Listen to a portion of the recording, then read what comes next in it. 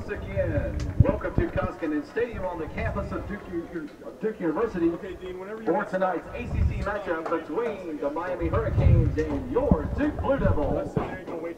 Let's meet tonight's starting lineup. First for the visiting Miami Hurricanes. They did? Starting at forward, 5'11" junior from Romeo, Michigan, number 5, Ashley Flynn. You got to do all the lineups. Okay. Starting at defender, a 5'9" freshman from Naperville, Illinois, number 7, Gianna Del Pozo. Starting at midfielder, a 5'8" junior from Oradell, New Jersey, number 13, Aaron McGovern. Starting at defender, a 5'6" sophomore from Largo, Florida, number 14. Welcome to Durham, North Carolina, Koskinen Stadium on the campus of Duke University, home to the mighty Duke athletic program. Of course, everybody knows the history of Coach K and the Crazies at Cameron Indoor Stadium, but we're going outdoor for women's soccer. It's Duke and Miami as part of the NSCAA College Soccer Special. The Miami Hurricanes come in undefeated. Duke comes in as the number 12 team in the country. Hello, everybody. I'm Dean Linke along with Sari Rose. Delighted to be with you. And Sari, ACC women's soccer underway. Yeah, I mean, this is going to be a fantastic start for both teams. Miami comes in at 5-0. Duke's had a tough non-conference schedule, and so I think this will be a good game for them to try and break out of that scoring rut they've been in. Duke head coach Robbie Church has all kinds of great attackers, but he's led in the back by Natasha Anasi, who's on the Herman Trophy watch list. Natasha's been the stellar player for them in the back. The thing is, she's playing with Pathman as the left back due to injury, and then she's got 2 freshmen on the other side on the right. So she's really going to have to keep that team together in the back. All right, meanwhile, for Miami, they're led up top by 6 goals from Ashley Flynn. And the thing about Flynn is she scores goals when they need them. She was able to get the game winner and the 3-2 win against Jacksonville, and then last year she had the game winner when they upset number 1 Florida State. All right, we talked to both coaches moments ago. Let's hear from Robbie Church and Mary Frances Monroe. Yeah, Miami's 5-0. They've scored goals. They haven't surrendered much. We've got to come and play with sense. Yeah, Miami's 5-0. They've scored goals. They haven't surrendered much. We've got to come and play with sense of urgency. We haven't really played our best soccer in the first half. We've only got 1 goal this season going to halftime, but we've got to come with a sense of urgency. Got to keep the ball on the ground, and speed of play is going to be very, very important. Starting at midfielder, 5'11" freshman from Memphis, Tennessee. Collective effort today of our entire team. We've focused on the details of the game, and we have a game plan going into this game against Duke. And we want to move the ball quickly, we want to get into the attack, and we want to counter as quickly as we can. Try and get shots on frame. Here as we'll roll on, we're going to, as your college interviews are brought to you by Shattuck St. Mary's, a college prep boarding school with a full-time residential soccer center of excellence for boys and girls and member of the U.S. Soccer Development Academy. To learn more, visit www.s-sm.org. It's Miami and Duke. We'll take a break and come back with more as today's game is presented by Continental Tire. As we honor those that perished in the World Trade Center attacks of 9/11/2001. Enough of this golf already. I'm with you to golf. I'm stupid. You're stupid. Enough of this golf already. I'm with you to golf. I'm stupid. You're stupid. Boys, settle down. At Time Warner Cable, any of these devices can be your TV at the click of a button. No one offers more sports on more devices than Time Warner Cable. Why have you got a laptop? I want the cell phone. Give me that laptop. Call 1-855-WANT-TWC and ask how you can save up to $600. Switch to a better entertainment experience, guaranteed. Time Warner Cable. Enjoy better.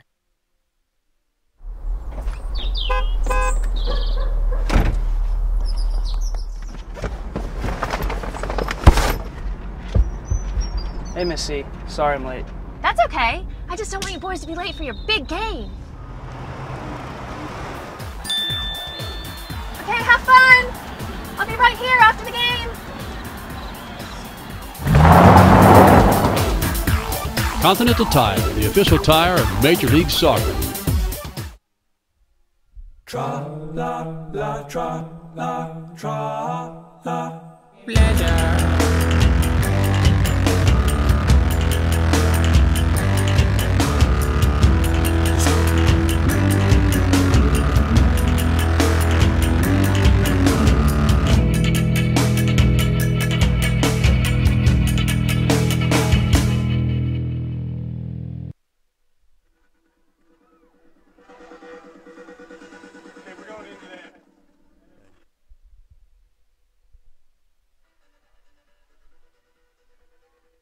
Broadcast of this match is presented by the National Soccer Coaches Association of America. The NSCAA works every day to inspire coaches and ignite their passion for the game, so they pass it on to players and others in the soccer community. That goal is fulfilled through 3 core values: learn, participate, belong. Visit nscaa.com for more information. All right, welcome back here as we take now a look at the Duke starting lineup. And when we're looking at this team, you've got to look at Miami. They've got Flynn up top with Patterson and Lakawecki. Those 3 are a very powerful attack with 15 goals on the season, and they've just got some speed that Duke's going to have to deal with as well. All right, that's your Miami starting lineup here in a 4-3-3 as we're at Koskinen Stadium in Durham, North Carolina, getting ready for Miami and Duke. Of course, the Miami Hurricanes come in with an impressive 5-0-0 record. Meanwhile, Duke is 3-2-1. But they've played the toughest schedule. Yeah, and I think that's the thing that we're going to look at. Duke's speed of play, they want to come out, they want to play fast, and they've been prepared for that with their non-conference schedule. Miami is doing fantastic this year. They've got scoring from like 9 different players, but they haven't had the toughest competition. And so I think they're going to have to come out and really adjust to that quicker speed of play. But once again, I think Mary Frances Monroe has done an incredible job preparing her team, really changing the mentality of the Hurricanes this year. And so I think they're going to be prepared for this match. All right, Duke is in all white. Miami is in all green. A little bit of rain out there as well. As we get ready to roll here on NSCAA TV, Duke and Miami women. Duke has played this ridiculous schedule, though. They come in toughest nation, one of the toughest in the nation, featuring 4 ranked opponents: number 6 UCLA, number 9 South Carolina, number 10 West Virginia, and then 12th ranked Texas A&M. The 6 opponents have a combined 20-11-4 mark early in the season. Ted Uncle is our referee, as the rain might cool things down a little bit. Very hot and muggy here in Durham. Yeah, and I think that's something, once again, you know, when we get into these games in North Carolina in September, I mean, it still just can drag and drain a little bit of the energy out of the players, even at 7 o'clock at night. All right, we're underway. Is right on the ball there is Caitlin Kerr. What a story she is. She has worn that brace her entire career, tearing her meniscus before she started her freshman season. She's also played with a broken ankles, only missed a couple of games despite all of it. But that brace, she can't play without that brace. That supports her meniscus. And she's such a technical and feisty player that it's been kind of a shame to see her be hampered by that. You know, she just doesn't move as well as she did when she was in high school. She was an incredible club player out of Pennsylvania. So Miami now trying to settle with it. Duke's got that very potent attack up top, making the run now here. The outside back, Christina Gibbons. The young freshman has been fantastic. Gibbons. She'll drop it here to another freshman, Tori Payne. 5 seniors start for Duke that were part of that run to the championship game just 2 years ago, but they're mixed in with freshmen. On the ball right now, the talented Kelly Cobb. What a cross! As lurking there was Kim DeCesar, number 19, right in front. A good cross by Duke. They'll play it up quickly, though, to Jasmine Patterson. Patterson looked at Duke, probably, in fact, maybe her second choice, one of the key schools she looked at before deciding on Miami, Sari. And Patterson is a fantastic athlete. Coming out of high school, she was one of the top forwards due to that athleticism and that speed. Settled on Miami, but I think it's been fantastic for her, and she's really been able to be successful there. All right, here comes Duke down the other way. Up front there, you've got Kim DeCesar, Laura Weinberg, number 16 on that left side, and then Kelly Cobb. And Kim DeCesar and Laura Weinberg, you talk about production last year. Duke, one of the most explosive teams in the country. Here's the deal, though, Sarah. From what I understand, they've hit the crossbar or the post in double-digit times in their 6 games. Yeah, you know, I watched Laura Weinberg last week against West Virginia, and she's a kid who predominantly likes to play on the left side, but she hit a cracker with her right foot, and it hit off the post. And so it's not that they haven't been getting shots. They just haven't been lucky, and they haven't been finishing them. They're taking them. They just need to be a little more precise and get them on goal and really get a little lucky, to be honest. A little bit of rain coming down. This one will go out of bounds to Miami. Over there in front of the men's soccer team coached by John Kerr. We had them last week against a very good Maryland team.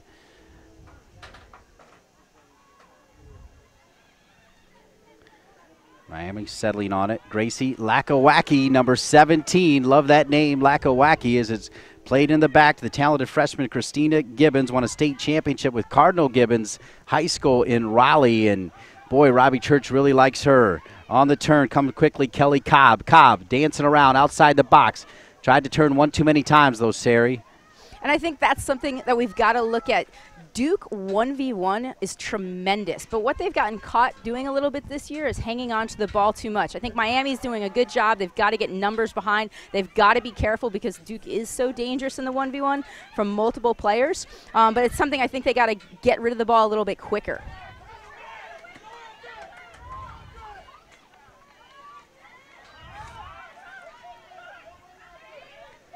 Patterson plays it to Schwitter. High pressure up top. Kelly Cobb, the junior forward from Alaska. Tough year last year with injuries. Has worked her way back, and Cobb combining with the Caesar and Weinberg will be very strong. Ashley Flynn, number 5, 6 goals on the season, including a hat trick early going here for Miami, as she scored 3 on September 6th against Cleveland State in a 6-1 win. They have scored 3 goals one time, 6 another, and 2 in 3 others. Miami can put the ball in the back of the net. Of course, Duke's back line graduating for the most part, with the exception of Natasha Anasi, the player that you featured in the Open. And we look at Molly Pathman and we say that she's new in that position, but she's been playing with the U20s as an outside back for the past several years. Went to the World Cup last preseason and ended up winning that in Japan. And so it's not that she's not experienced back there. It's just different for the Blue Devils to adjust to her in that back line and not have her helping out up top or in the midfield. Exactly. That's what she plays for the USA, so she's right at home. And I talked to her yesterday at practice, and she just said she'll do whatever it takes to help her Duke team win. They still believe they can make another memorable run like they did 2 years ago when they made it to the final game and played an inspired game against Stanford. Had some opportunities. Here comes Kim DeCesar, the redshirt senior. She has played in the back, in the middle, and now up top in her 5th season. Our sideline reporter, John Roth, will have a great report on Kim DeCesar at halftime. Duke, number 24, Molly Pathman. As that was Laura Weinberg, number 16. Molly Pathman, she takes the corners. And what she'll I want take you guys the free to kicks as well, Sari. And look at where Duke places somebody on the goalkeeper in this game. They have a tendency to sometimes back someone into the keeper. They've gotten called on it once or twice. So it'll be interesting to see if they can disrupt Emily Lillard on that corner kick. This will go out of bounds back to Miami.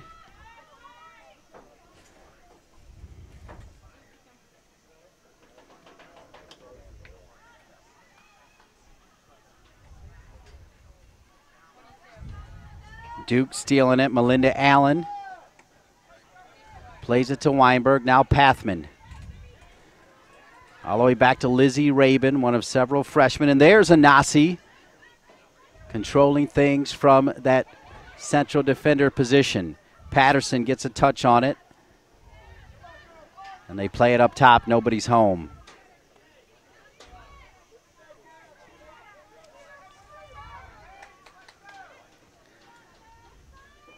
Three game-winning goals for Ashley Flynn, playing for head coach Mary Frances Monroe in her first year with Miami after doing a great job at Albany. Mary Frances Monroe has actually played a little bit with the national team, played a little bit professionally, a good, young, up-and-coming coach.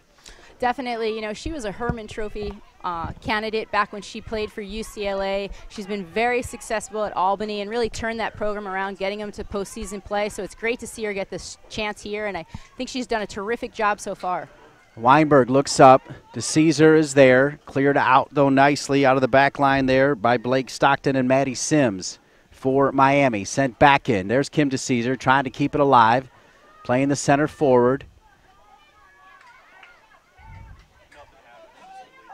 And Caitlin Kerr can't quite close it down. Boy, talking to Caitlin Kerr, I mean, what she has overcome without that meniscus and then playing the entire year basically with a broken ankle. And 2 microfracture surgeries as well. She has just been through everything. Here comes Gibbons. Robbie Church loves the play of Gibbons. Gibbons down near the end line. Can she keep it alive? She can't. Boy, when you talk to Gibbons and Natasha Nasi, one of the things they also say, it's great to come here under Robbie Church, but then to also be taught by Carla Overbeck. 20-plus years at Duke, the former captain of the U.S. women's national team. And she's been here longer than Robbie has, and she's just a tremendous presence. You know, the fact that she has such experience. If you were watching the 99ers a few weeks back on ESPN, you know, it was her, Mia Hamm, Brandi Chastain, Tiffany Milbritt. You know, the history and the experience she has is just tremendous.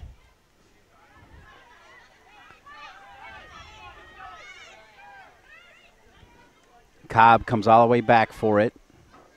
She'll look up to Caesar, making a run with her also is Tony Payne. Cobb down near the end line. Sent across. Finds the feet there of Weinberg. Weinberg trying to keep it alive to Caesar. Can't get a whole lot of mustard on it, and now this one cleared out of there momentarily. One back by Duke. Duke dominant so far here at home. On the turn is Kerr. Kerr gets pushed just a little bit. Does it stay in bounds? It does. No, it doesn't. Out of bounds. Corner kick for Duke. Shots in that sequence made by number 9, Kelly Cobb, number 5, Caitlin Kerr.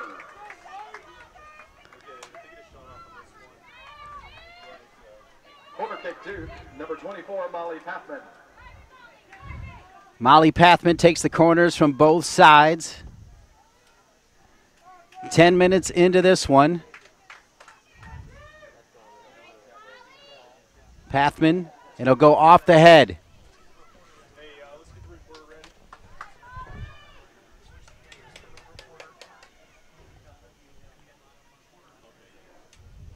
Dean Linke along with Sari Rose.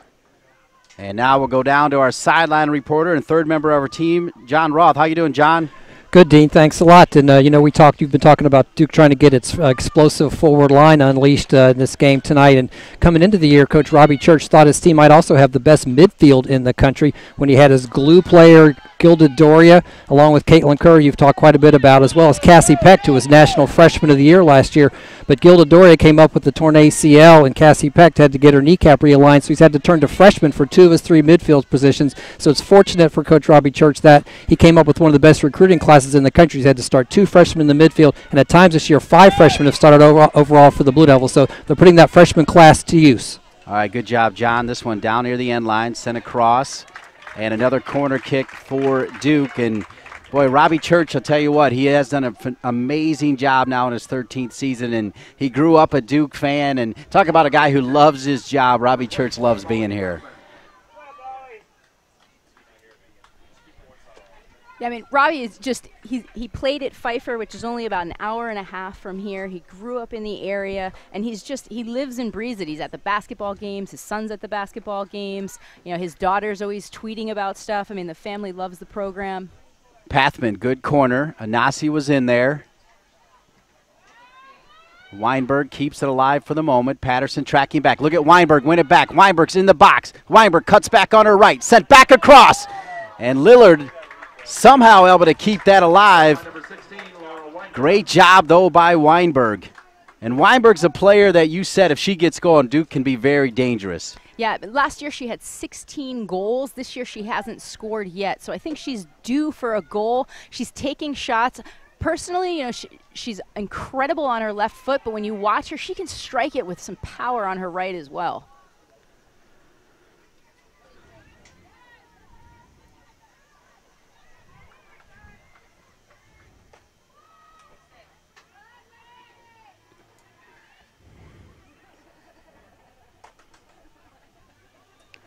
.33 minutes left here in the first half. No score, Miami and Duke. Delighted to be with you here on NSCAA TV.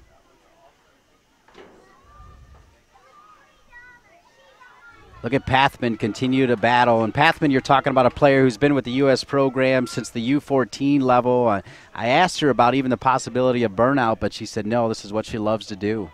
Yeah, she's been a terrific player. She played locally at TFC, ended up staying at Duke. You know, the other thing that I love about her, when they made the College Cup last year, one of the interesting little facts was she won the Elite 89 award for the highest GPA of anybody participating. So she's a smart player. I think she knows when she needs a rest. I think Robbie's done a very good job of making sure he's not burning her out.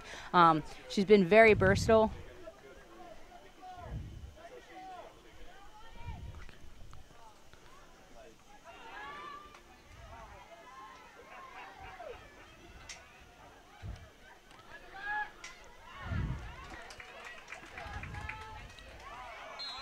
Hard foul by Miami. Ted Uncle is there with the whistle. All right, Sari, 15 minutes into this one. Duke looks to be the dominant team here. Hang on, Gibbons making a run, the talented right back, the freshman. Very impressed with the play of Gibbons too, Sari. And what I love about her is she doesn't give up. You'll see her. She's scrappy. She's going to get forward. She loses the ball. She'll recover it back.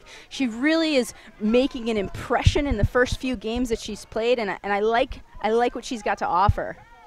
You know, I think when we're looking at Duke right now, they've had the better opportunities, but they sometimes are making these blind services. They get end line, they get the service in, but it's not like they're actually targeting a person. And I think if they're going to be successful, they've really got to pick up their head and actually try and put the ball on somebody's foot or somebody's head and not just lump it into the box. All right, good stuff, Sari. We'll keep an eye out for that one. Right side, Gibbons.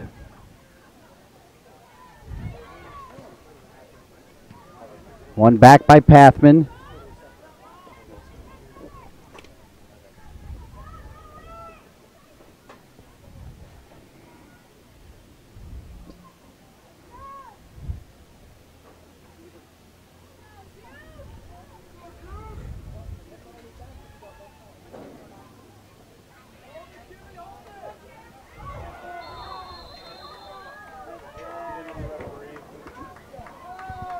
Oh, wow. Now that was a very bad call. DeCesare's falling down. She slaps the ball with the hand. They're calling for a handball, and the referee, I guess, was not paying attention right there and actually gave it to Duke when that was clearly a handball on DeCesare. So free kick opportunity now for probably Pathman. Cobb is also there in practice yesterday. Pathman was taking the majority of the ones over on the right side, and Cobb was taking the ones over on the left. So Cobb will take this one, and it's hammered high. Those two players stayed after practice quite a bit, hitting those shots. In fact, the entire practice yesterday for Duke was really about finishing, as that has been the key. They scored so many goals last year, but they've been chipping the paint all year this year. Last year they had 67 goals. This year they only have 5 goals. 2 of them are on Pathman on penalty kicks. One's from a set piece, and then the only 2 have been in the run of play. So they really need to work on, like I said, I think connecting on those crosses is going to be key. Kerr looking for Cobb. Played all the way back. Feeling the pressure there was Stockton. Second balls are all being won by Duke. Kerr tries to get to that one. Good play out of the back there, though, by Del Pazzo. As Del Pazzo, number 7, has been one of those young players that Mary Frances Monroe has really liked. And Gianna comes from a nice pedigree of soccer in Illinois. She played for Phil Nielsen with Team Chicago. They actually won the national championship this summer for U.S. youth soccer. She normally played midfield in high school, though, and Mary Frances Monroe moved her to a back, so there's a little bit of adjustment. Here's Kerr. Doesn't find any options, so she'll go back to Anasi. Now plays it up top to Tony Payne. Payne, a highly heralded freshman, part of the U20, U17 program. And here's Gibbons. Gibbons will slice and dice you. Goes around Del Pazzo. Pretty good ball. Falls right in front. Cannot sneak across. Sitting right in front of there was Kelly Cobb, and a good save by Lillard. Anasi comes forward and a hard foul. Boy, I tell you, your goalkeeper's got to come up with a big save, and Lillard did it right there. You know, when we talk about trying to actually find a foot or find a player, and the fact that Gibbons was able to get end line and picked Cobb out on a terrific little slotted ball. You know, Cobb, great pace on it, just put it in right where it was easy for Lillard to get, kind of in that mid-range, and so a fantastic reaction shave by Lillard, but that's where they're going to be successful. Can Gibbons find somebody's feet? And I think if we see that happen, they're going to get one in. There's a good save over there by Carla Overbeck. Boy, what a resource to have on your bench for Robbie Church, Billy Lassane. Billy Lassane's also been there with Robbie Church. Coach Lassane, one of the good guys in soccer as well. Oh, yes. He works with North Carolina ODP a lot, and just love him. He's a great guy. He's a very technical person. You know, when they do the camps in the summer, he's the one running all the technical activities with the kids. Really lucky that Robbie's been able to keep Carla and Billy for so many years. They've also added Steve Springthorpe, the former NC State coach, is now helping with goalkeepers at Duke, so another big addition for the Duke Blue Devils. Good tackle by the freshman Rabin. And DeCesar comes all the way back to try to help out, and Rabin runs into a little bit of trouble, so a little bit of mistake there by Duke, and now Miami has a chance to get some green jerseys coming forward here, Sari. And when we looked at this team, like I said, last week they were actually playing with Anasi next to Pathman, and Rabin was next to Gibbons, and they've actually split it up. So instead of having two freshmen on one side, they've actually alternated with the seniors, which I think is a good move. Helps them to stay connected a little more. Cross by Miami. It's trouble as Patterson was lurking on the far post. Pretty good service, though, for Mary Frances Monroe's Miami Hurricanes. And I think Gibbons got kind of caught looking at the ball a little bit there. She needed to find that mark. It was a little too easy for Patterson to get in on that.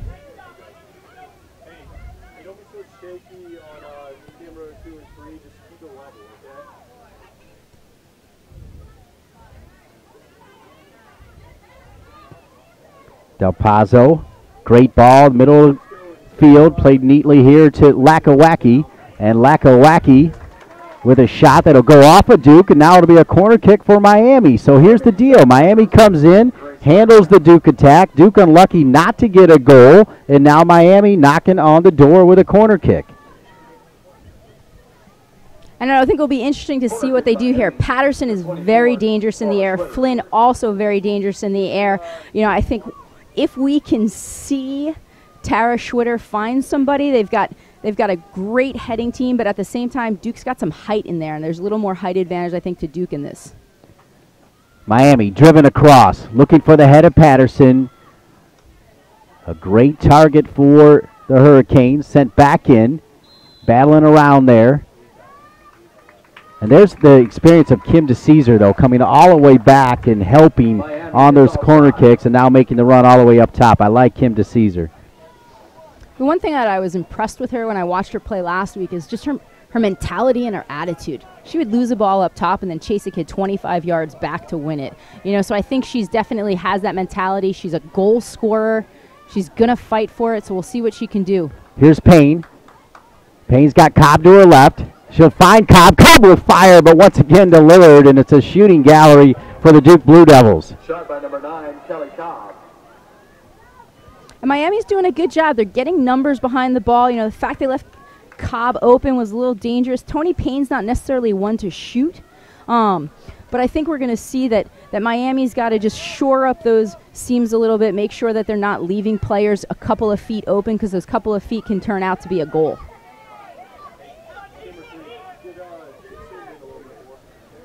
Boy, Gibbons just running a track meet on the right side. Goes around Del Pazzo. Another great ball. Dropped in. Cobb's got time. She'll turn.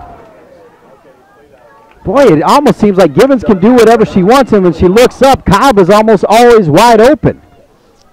You know, and she keeps going at that freshman, Gianna Del Pazzo. It's a great strike with Cobb's left foot. You know, she's playing as that center mid, but if you notice, as that center forward a lot, you keep seeing DeCesar's going to move around, Cobb's going to move around. They can keep switching it up until they find that right combination. Patterson pretty strong back to goal, the sophomore from Key Largo, Florida. All ACC freshman player a year ago was Patterson, number 15. When they look up, they will try to find her. Ashley Flynn, we have not said her name a whole lot. She has 6 goals. A marked player now is Flynn. This one will come back on the attack. Here comes Miami. Played back quickly to Schwitter. Tara Schwitter now back to Patterson. She's not afraid to dial from long distance. She does. No mustard on it, though, Sari, right to the goalkeeper.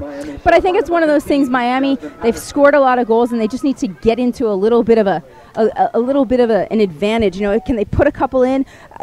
Allie Kirshner's a fantastic goalkeeper, but she's young. She's a sophomore, but she played behind Tara Campbell, redshirted her freshman year, only got 4 games last year. So in reality, she's almost like a freshman this year. So, you know, to pick up your head and try and drive one from long range and just see what happens, you build a little confidence, and, you know, maybe you get lucky. Anasi trying to play it forward. Lillard comes out right on the edge of her box and able to scoop it up. Miami will settle it. 20 minutes and change left here in the first half. As a reminder, you can visit the official NSCAA college scoreboard at topdrawersoccer.com for all of your college score needs, along with the most up-to-date scores.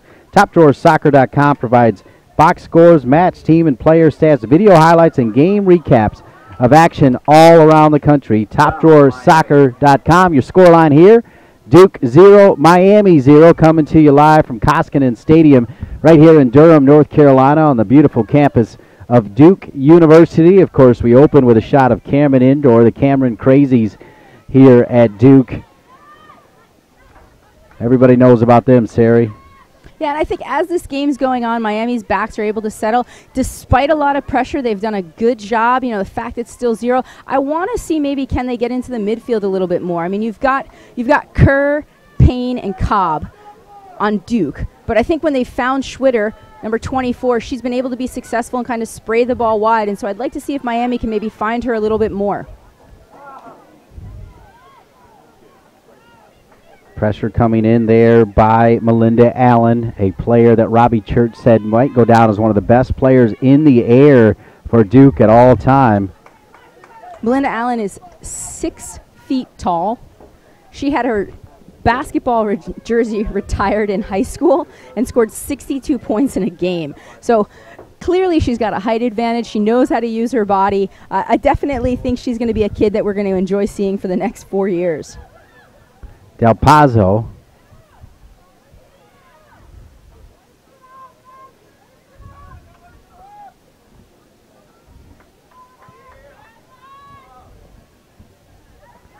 Pathman. A little bit of pressure now. Miami able to be won back here by Lakawaki. Talked to Gracie Lakawaki before the game and said, all right, Gracie, how do you pronounce your name? She said, just the way I'm going to say it to you right now, Lakawaki.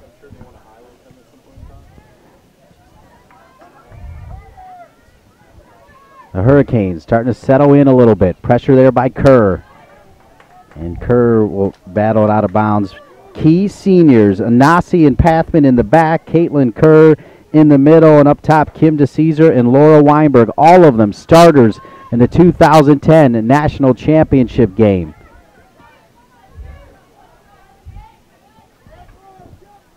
Kerr, long ball. Trying to find Weinberg, and there's Lillard doing a good job coming off her line. And I think Lillard, you know, she's a transfer in. She was at Arkansas her freshman year, had been in the youth national pool for a number of years. A very, very good player. They've been switching her out, but I think part of that is Miami has 3 solid keepers. The girl who we may see come in second half, Catalina Perez, plays for the U20 Columbia National. Here comes Miami. Shot right at the top of the box there by Lakawaki. Miami shot by number 17, Grace Lakawaki.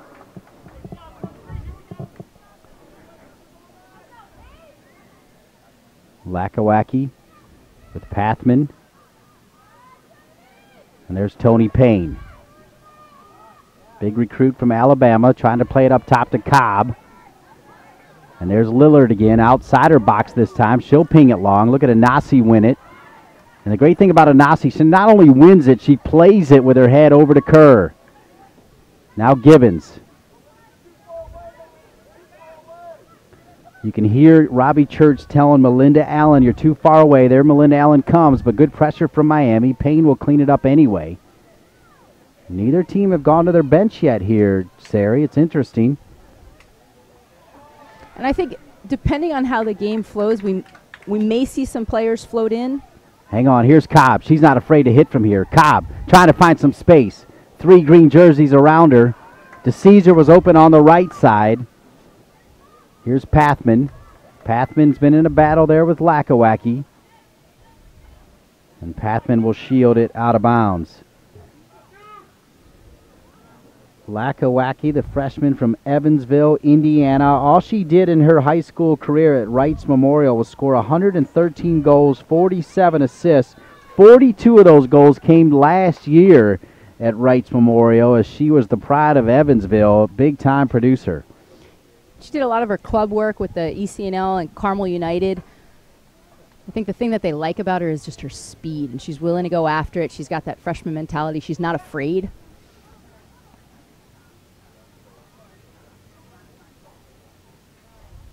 Good trap by Cobb. Playing it into space. There's Weinberg. Too strong, though, for Weinberg. She cannot run it down.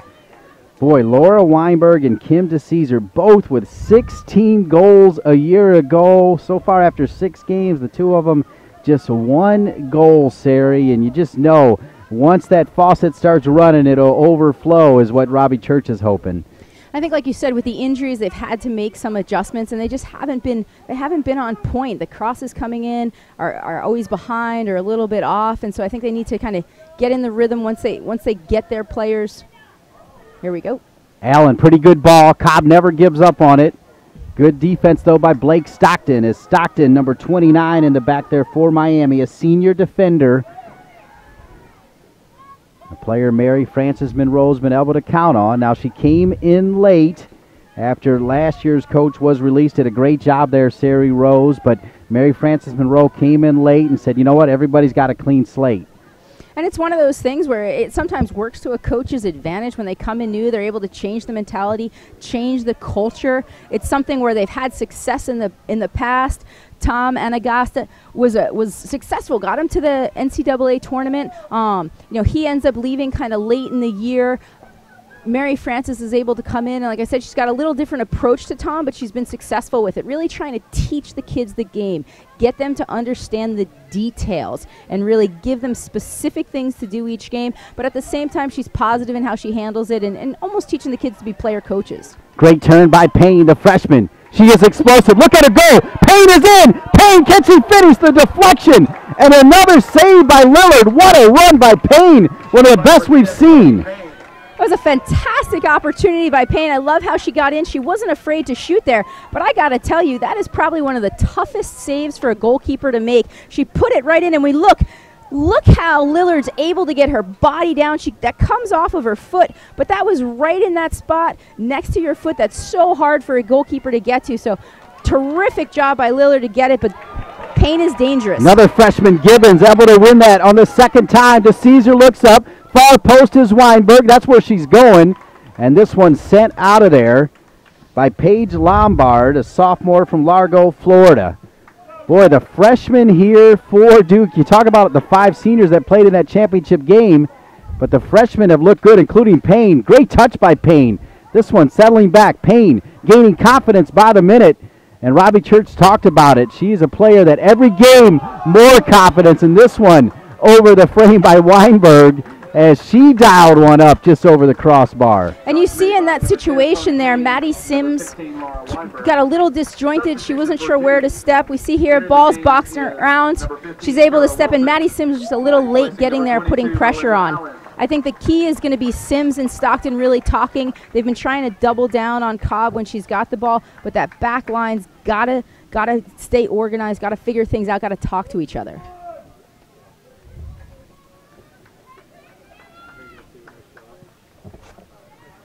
All right, Duke now going to their bench.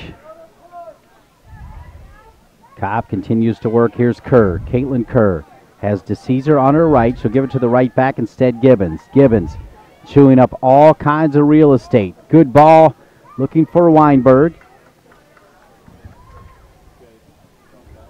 One back is now into the game is number 15, Carol Wilson. She's a sophomore from Potomac, Maryland.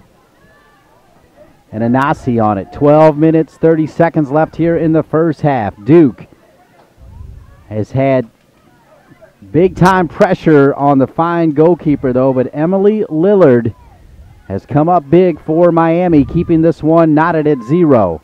Anasi, one in the middle, played nicely to Payne. Payne's first touch let her down. Kerr will clean it up. Tough ball played back. I like the little adjustment we've seen from Miami. Patterson's now come to the left. Maybe Patterson can put a little pressure on Gibbons so Gibbons isn't able to run free.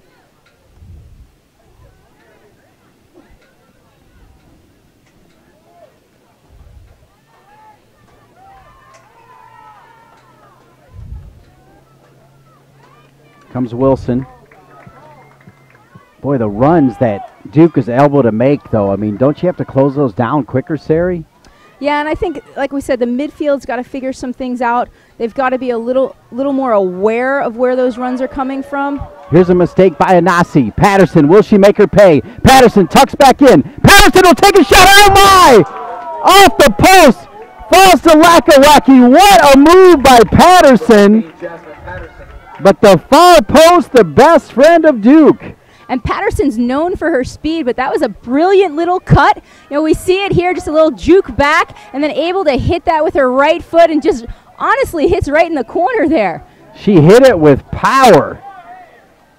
Just like that the other way, though. Here comes Duke. Drop to Caitlin Kerr. Kerr with Wilson making a run. Kerr drops it over.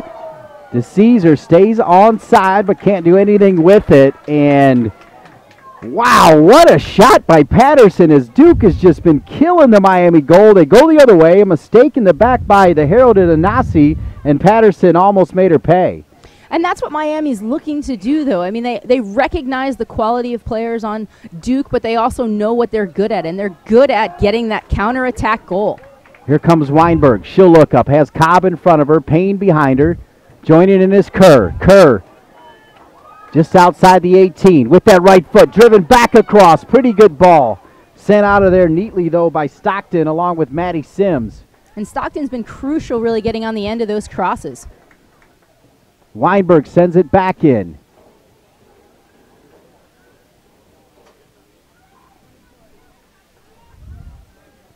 Duke again, back inside the box. Kerr battles to get her head on it.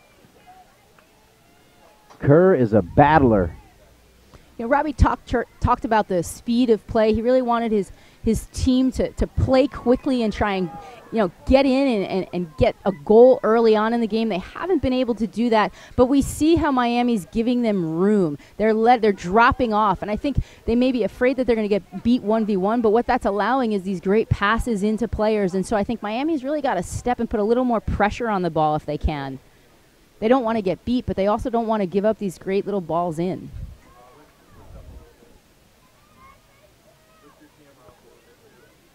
Koskinen Stadium, Durham, North Carolina, ACC Women's Soccer.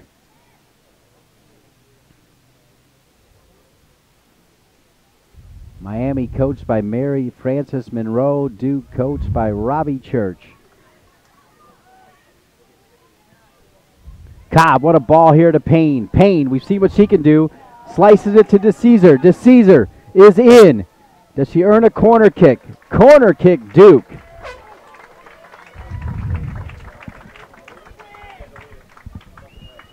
Substitution for Duke. Entered the game as number 14, Katie Colas, replacing number 19, Kim DeCesar. All right, so Kim DeCesar will come out here now as Katie Colas, the junior from Vienna, Virginia, will come in. And Miami now, Mary Frances Monroe bringing 3 players in. Number 9 is Jessie Shug. Number 10 is Betsy Middleton. And number 16 is Ava Ambrose. And you see Miami's come in. They've subbed out 2 of their forwards. They got Ali Andrini out as well. She's kind of been fatigued. Here's a corner driven across. It's dangerous. And once again, I think with 7 to 8 minutes left, both teams are trying to find if they can save legs a little. You know, I mean, we look at this game, and you've got to get the win tonight. At the same time, there's also in the back of your head, I've got to make sure I've got a team for Sunday. And now that they're playing Thursday, Sunday, they've got an extra day rest. But it is something, you know, Robbie talked about. Got to make sure that you're aware of the fact that you've got 2 games in the week and it's ACC. Everything counts. Here comes Miami. I'd like to thank Choice Hotels, the official hotel sponsor of the NSCAA. Wherever the game takes you, Choice Hotels makes getting there easy. Visit choicesportstravel.com to book your hotel today.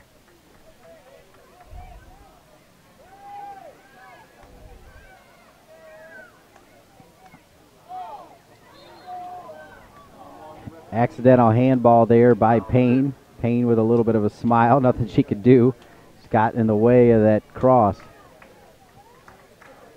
Ted Uncle running the show. Duke fans starting to get into it a little bit here at Koskinen. Hot, muggy Thursday evening. Yeah, we talked about the fact that Emily Lillard likes to come forward and take the free kicks. She's here at midfield, and she's the goalkeeper for Miami. Mary Frances Monroe said that was part of their weapons, and she booms one inside the box. It'll go off the head of Rabin, and I don't think she'll be able to run it down, so it'll stay with the team in green, and that is Miami.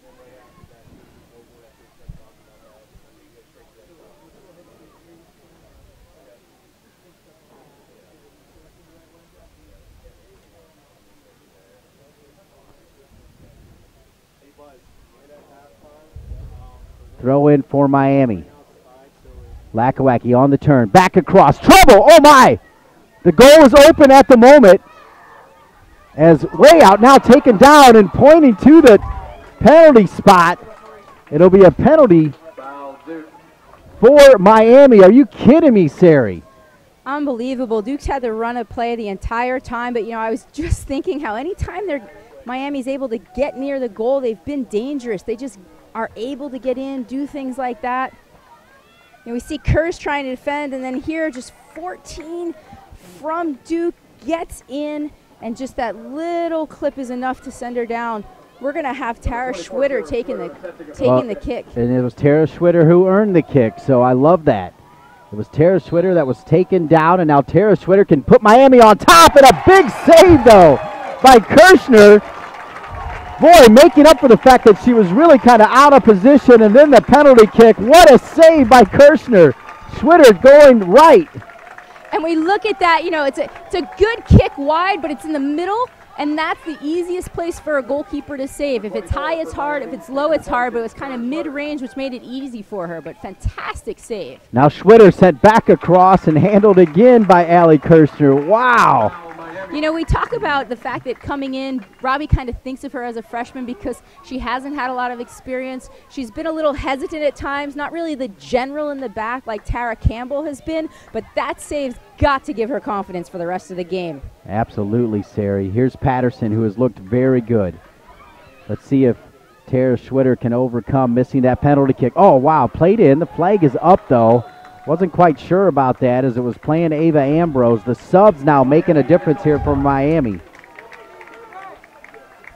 Miami's had 9 different scorers on the year. Ambrose has been able to get goals. They've seen Betsy Middleton get goals. So it's not like when they sub out, they're losing a huge amount. You know, you lose some of that pace, but they're still been able to be successful. She's talked about she has 3 lines, she has 2 lines that come in for those 3 players. They've kept Patterson in, though.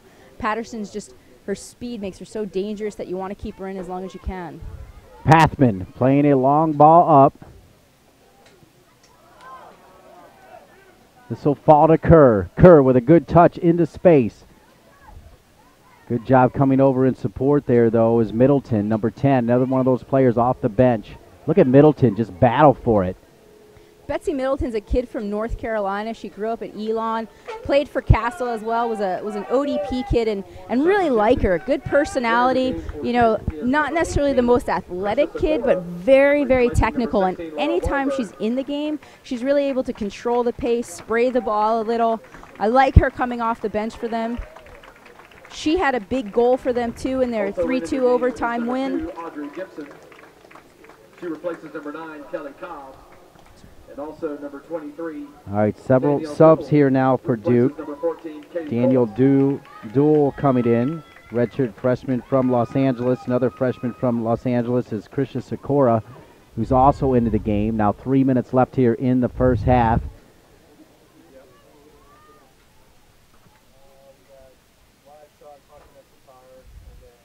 And Duke's got to be careful now. I mean, they've been knocking on the door. They've got some subs in, but 3 minutes in the game against a team like Miami where they're looking to maybe play a little more direct at the end, maybe try and get a counterattack in. They've got some fresh legs. Here's Payne. Knocked out of there by Sims, number 21.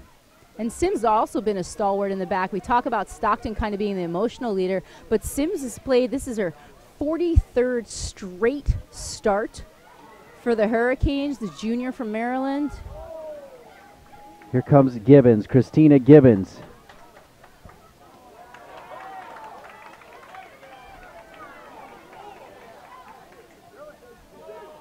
And a bomb from the center back. Coming forward there was Natasha Anasi, but over the crossbar.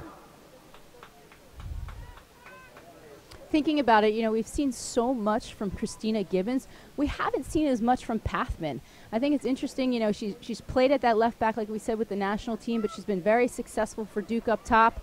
I know he subbed out Melinda Allen. We talked a little bit about, you know, could Allen move into the back line, which would allow for Pathman to possibly get up in the attack. Be an interesting change to make maybe at half. Miami now.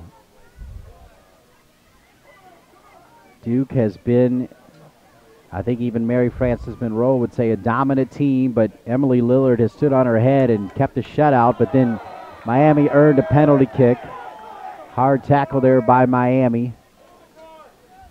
Let's see if we get a card here. We will get a card. Number 14, Paige Lombard, will go in the books. Miami yellow card, number 14, Paige Lombard.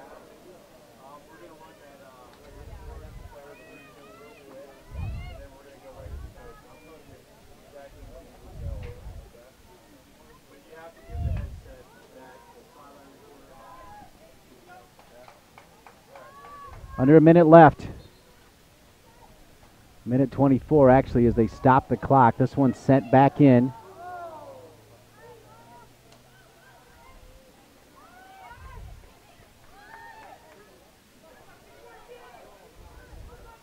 So there's actually a minute 11 left.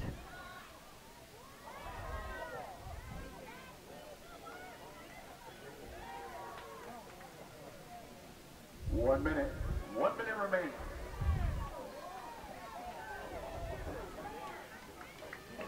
Sikora can't quite get to it. From Los Angeles is Sikora.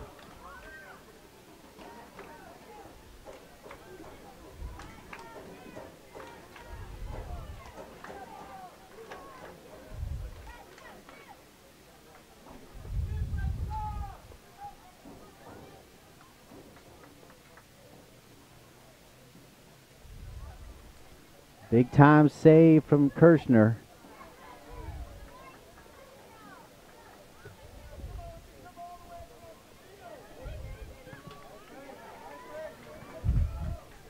And hard to believe after 45 minutes that there's no score, because we have seen everything but a goal in this one, Sari. And I mean, between the crossbars, between these fantastic point play saves, a penalty kick, I mean, exciting game. Like I said, I think it was something that we thought we were going to see. Miami's doing well, but this is their best competition. Duke's had tough competition, but they're getting into ACC play. All right, let's take a look now at the NSCAA Disney Soccer Player of the Week. Actually, from just down the road, Chapel Hill's Crystal Dunn, last year's Herman Trophy winner. Another big week for Crystal Dunn, who's picking right up where she left off from a year ago. Congratulations to Crystal Dunn, our Disney Soccer Player of the Week. Dean Linke here with Sari Rose, and now joined by the head coach of the Duke Blue Devils, Robbie Church. And Robbie, I'll tell you, soccer's a crazy sport. You guys were absolutely killing them, couldn't put one in, but then a big-time save by Allie Kirsten. Yeah. So there is some justice, Coach. Very happy for Allie. I mean, she saved us. Really, she saved us. We did some really nice things, but when we get in the final third, we got to be more decisive. We get there and we're kind of half guessing. Are we going to shoot it? We're going to pass it. Scared to miss at this point, but I mean, there's some really good movement.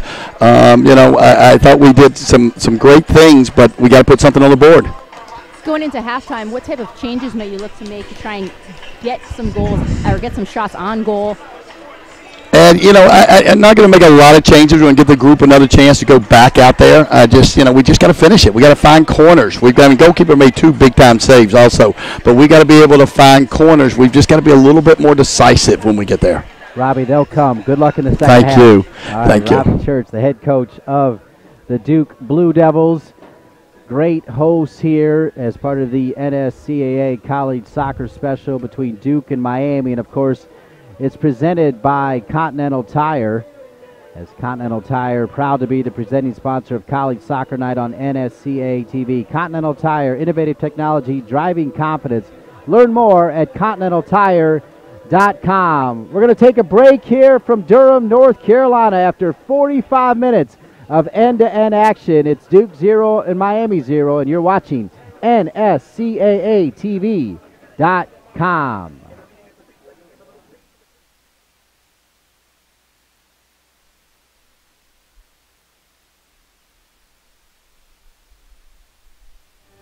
It is said that passion is the genesis of racing. It's what propels us forward, pushes us further and faster to exceed our own limitations. At Continental Tire, our passion for racing drives our technology from the track to the street. Continental Tire, innovative technology, driving confidence.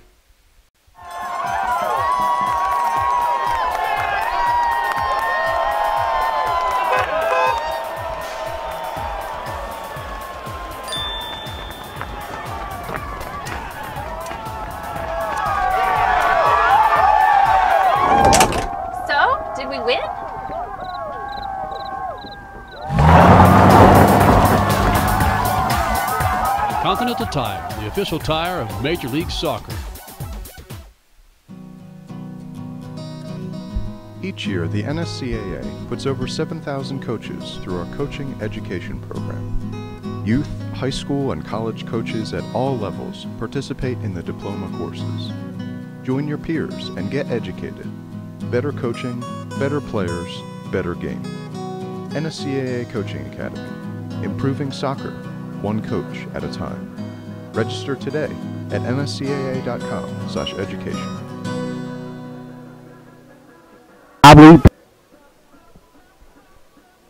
The broadcast of this match is authorized by the National Soccer Coaches Association of America. Any rebroadcast, retransmission, or other use of any image, sound, account, or description without the express written permission of the NSCAA is strictly prohibited. Tonight's match was produced for the NSCAA by Turbo Sports Group.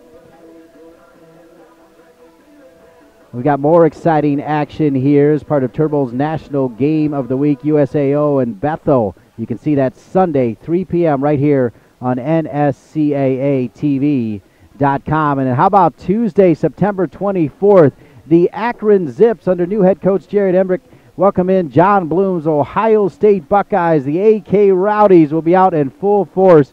Guaranteed sellout at that one between Akron and Ohio State.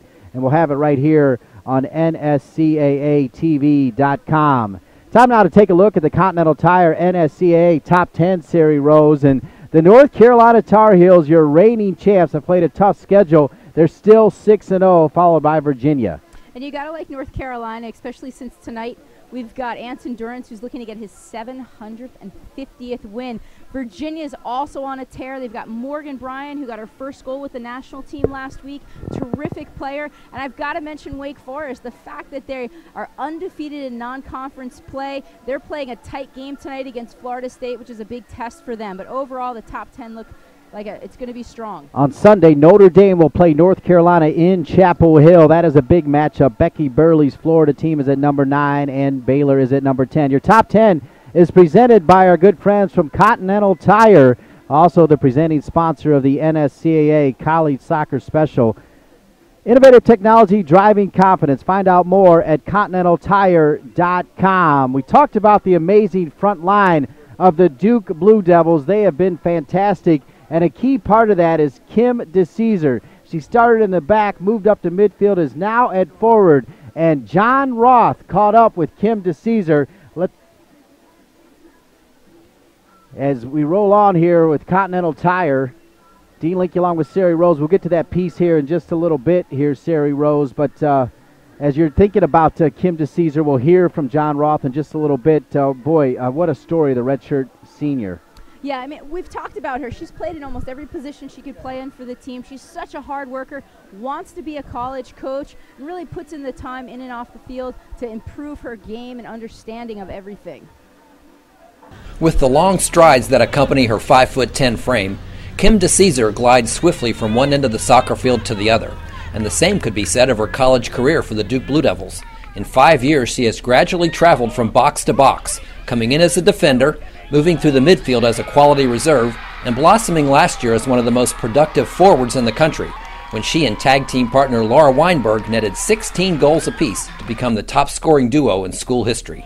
There's the corner kick from Weinberg to the head of DeCesar and into the right corner, and the Blue Devils now up 3-0. Weinberg to DeCesar. I think she's the most unique player that in the 32 years that I've coached, that I've really have coached in her journey. It's really unique and it's great. The great thing about Kimmy is her unselfishness to help the team. Then the most important thing to her is the team wins. How can I help the team win? The journey has been unique, but the transitions haven't always been smooth for the two-time team captain. I've enjoyed it because I've been able to play every position, and I can have now a favorite position because I've been everywhere. But it's also frustrating every year at times when you have to train for a new position, or like you don't quite know where you're going to be because you have a different mindset if you're playing a center forward compared to a defensive center mid. But I definitely think that has advanced my skill set. I've been in pretty much every situation that you can be on the soccer field. I've played every position. I've sat the bench for entire games because I was injured. I've sat the bench because I wasn't good enough to be on the field. And I've played in big games, and I just have experienced every position, and I think that's what kind of helps me succeed now. DeCesar hopes it also helps her succeed in the future. While she has excelled in the air, she's also been using her head for more than goal scoring. DeCesar has studied every nuance of every position on her path to becoming a soccer coach. I've been training kids since I was maybe 12 or 13. I've been training little kids. Like over the summer, I'm going from the second I wake up till the second I go to bed with my own training, and then being on the field and coaching youth kids from ages, I did U4s this year to 18. When I'm out there, I just think I'd rather be doing this than anything else, so it just kind of perpetuated off that. She's got a very good soccer brain. She thinks the game, she talks the game, she studies the game with it, and there's no question in my mind that Kimmy's going to be a great coach. And I'm excited in the women's games. It needs more female coaches like Kimmy to come in and really take over and become head coaches. I think she'll demand hard work from everyone, and I think she'll expect that as a basic. And then, she does know a lot about the game, and I trust her whenever she tells me anything. I feel like as a coach, I can relate to every single position that a kid's in, and also the kids that are injured and the kids that are sitting, or just all different situations I've either experienced personally here or seen here. I'm very fortunate for that. With NSCAA TV, this is John Roth. Enough of this golf already. How much of the golf? I'm stupid. You're stupid. Boys, settle down. At Time Warner Cable, any of these devices can be your TV at the click of a button. No one offers more sports on more devices than Time Warner Cable. Why have you got a laptop? I want the cell phone. Give me that laptop. Call 1-855-WANT-TWC and ask how you can save up to $600.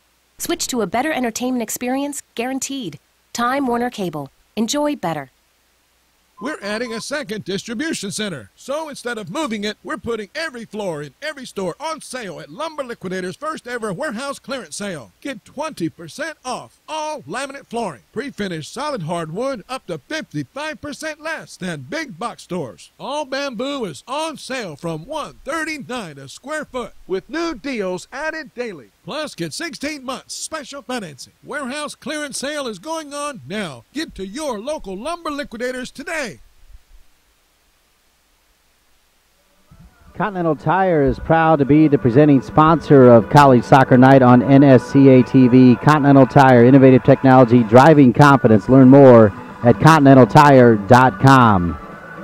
One of the great benefits of NSCAA TV is the weekly college highlights and rankings show. Charlie Slagle, Sari Rose, so many great guests as well. Tuesday, September 17th is the next one, 1 o'clock Eastern Time, right here on NSCAA TV as we break down Division 1, 2, 3, junior college and NAIA for men and women right here on NSCAA TV. Dean Linke back with Sari Rose, delighted to be here at Koskinen Stadium in Durham, North Carolina.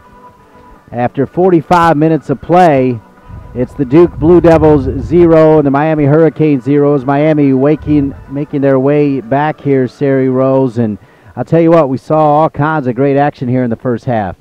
Yeah, and I think one of the things that's going in Miami's favor is the fact that it is still 0-0. And so I think what we're going to see is the second half. Can they come out? Can they look to maybe they want to try and counterattack? Can they look to maybe find Patterson? Can they look? Lakawaki was not afraid to shoot. Can they maybe get some long balls into her? I think they're doing a good job, but they're going to start to wear down, and we're going to see that.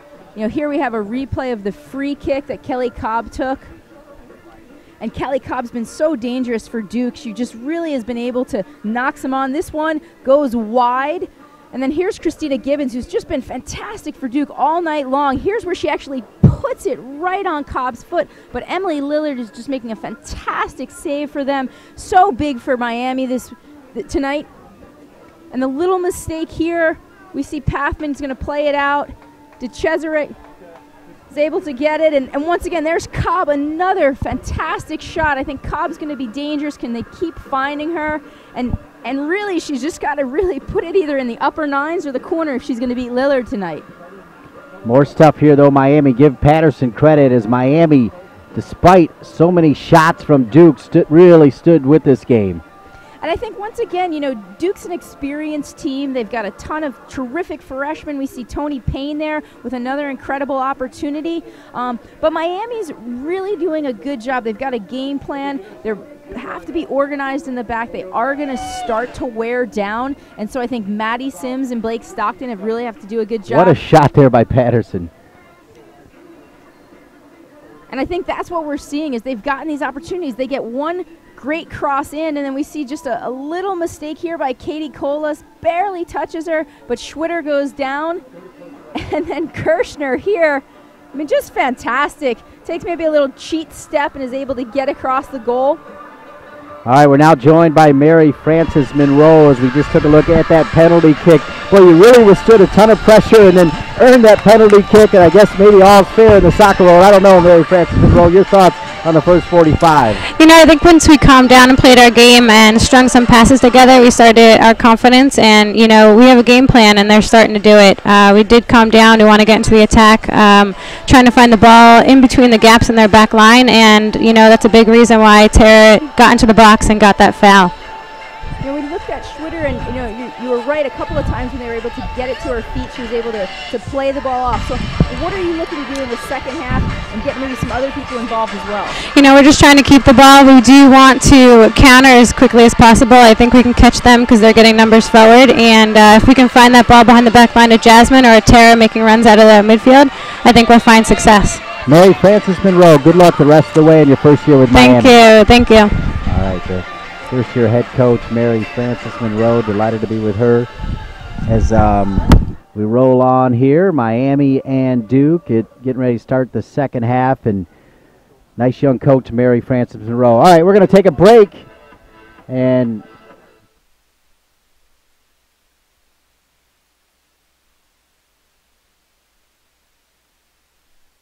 Any of these devices can be your TV at the click of a button. No one offers more sports on more devices than Time Warner Cable. Why have you got the laptop? I want the cell phone. Give me that laptop. Call 1-855-WANT-TWC and ask how you can save up to $600.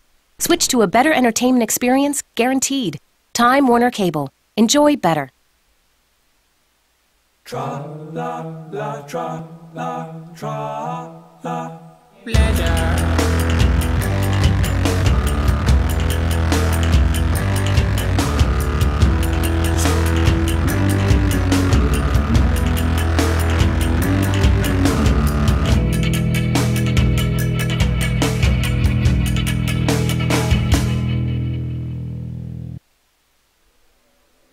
Continental Tire is proud to be the presenting sponsor of the NSCAA Game of the Week right here on NSCAATV.com as we're at Koskinen Stadium here in Durham, North Carolina, getting ready to start the second half as ACC Women's Soccer on the air here on NSCAA TV.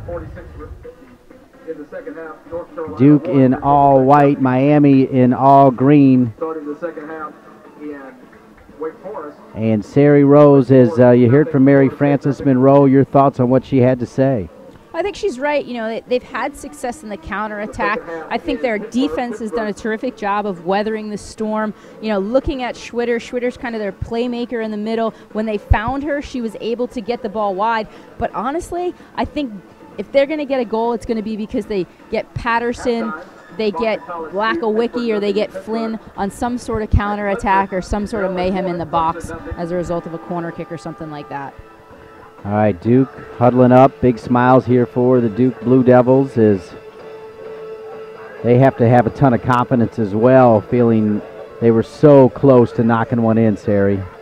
You know, and like what Robbie said, I mean, it's not that they've been playing bad. I mean, if you're looking at the saves that Lillard made, if you're looking at the opportunities they've had, they've been doing a fantastic job. It's just actually getting that final touch to get it into the goal. And I mean, it's hard to sub somebody out when they're getting 6 shots, they're getting 4 shots, they're hitting a post.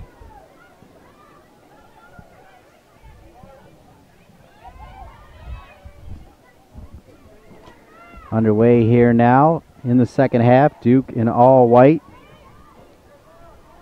Miami in all green.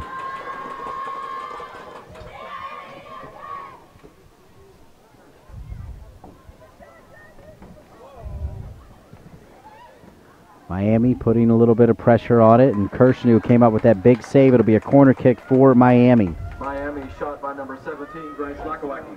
That's a little bit of a freshman mistake up. Clearly it had hit off one of her Duke defenders, and she kind of waved it to let it go, not realizing that it was going out for a corner. Miami corner kick, number 24, Tara Schwitter. Corner kick for Miami. Sent back across. Deflected. It's loose. Still bouncing around. Finally the whistle, though. A foul on Miami. It'll come back to Duke. And, boy, Mary Frances Monroe said she liked what she saw there for Miami, and they've come out here in the first 90 seconds and look strong. And one of the things that I liked when I was talking to Mary Frances Monroe is the fact that she talks to her players. She gives them a game plan. At halftime, she asks them, what were you able to execute? What do you think you need to do better? And so I think you're going to see her team come out stronger in the second half as a result of that teaching that goes on. Sent in there by Weinberg. Back into the game, Melinda Allen, as Robbie Church said he was going to go back to his starters, and looks like he's done that.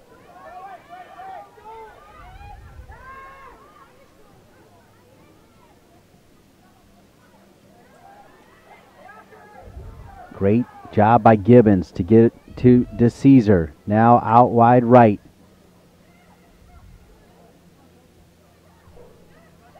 Cobb. Cobb will shoot from anywhere. That just took too much time, though, Dean. You know, here we have DeCesare running. She doesn't necessarily have numbers in the box. She goes wide. Kelly's taking a touch, and now, sorry, DeCesar.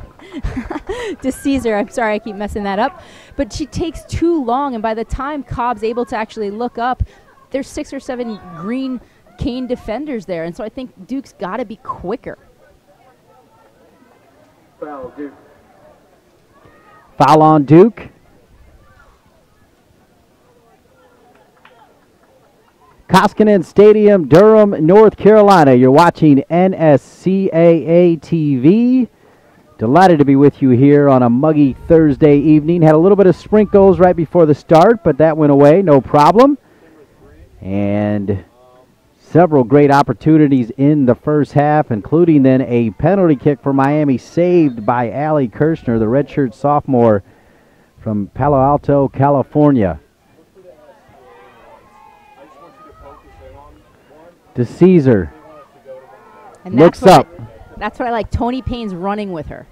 There she is. Well said. Try to get it to Payne. Weinberg's there. Payne will come over. Good dummy by Weinberg. Payne, she can just chew up real estate. That's got to be in. And Payne just runs right down the middle, all the way through. Took it as Weinberg let it go. You called out Payne, and Payne makes it 1-0 Duke. You always got to love it when a player makes you look good. But that same sort of play happened just earlier, but when DeCesar was running, nobody was running with her. This time she gets the ball as she's turning. Payne's running with her, able to get a little accidental brilliance with Weinberg to let that ball go to Payne. And Payne, who's not necessarily known for her shot taking. She can just chew up real estate. That's got to be in. And Payne just runs right down. Goal for Tony Payne, a heralded player coming out of Birmingham, Alabama, Oak Mountain High School, part of the U20 and U17 program as well, and has really started to settle in, has had an impressive game, made a great run in the first half, and now just running right down the middle. How about the dummy, though, from Weinberg? I don't know if she meant to do that or not, but it worked out. Yeah, a little bit of accidental brilliance. I think maybe she kind of misstepped there, but brilliant, and Payne just took advantage of it. You know, they need somebody to step up and get the shots, and so got to love that she did it, and hopefully that's a sign for things to come. All right, Miami. Del Pazzo, good ball inside the box. Cleaned up there, though, by Allen, the defensive midfielder coming back in support. Del Pazzo sends it right back, but here's Kirshner again. And Duke on top, 1-0. Tony Payne with a really fantastic finish.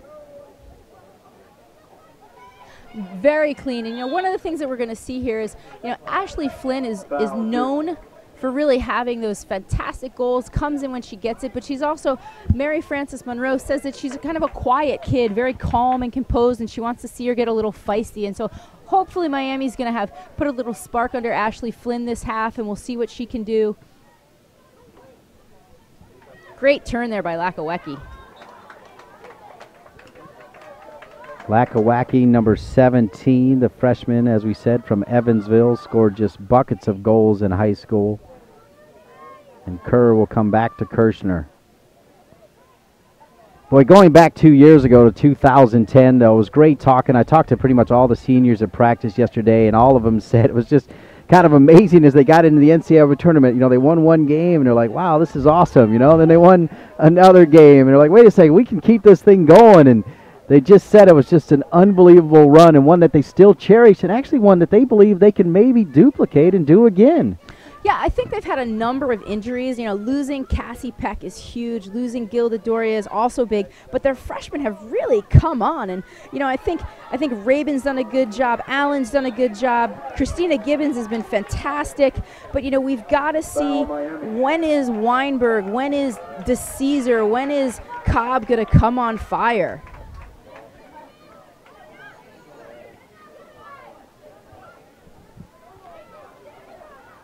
Weinberg. Now Pathman's come forward.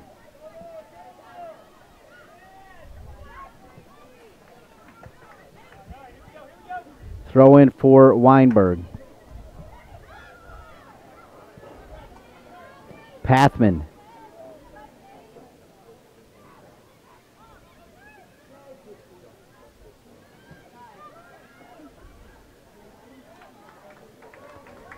So go out of bounds.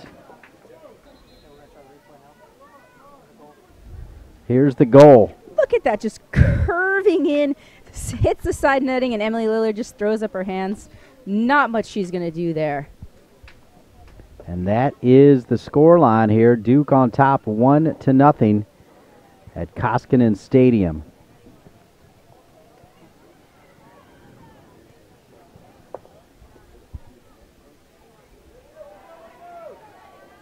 Dean Linke, Sari Rose, John Roth also here, who have a report coming up here from the sideline at Koskinen Stadium, where Duke leads Miami by a score of 1-0. Delighted to be with you on NSCAA TV. Rob Kehoe, the Director of College Programs, also in the house here in Durham.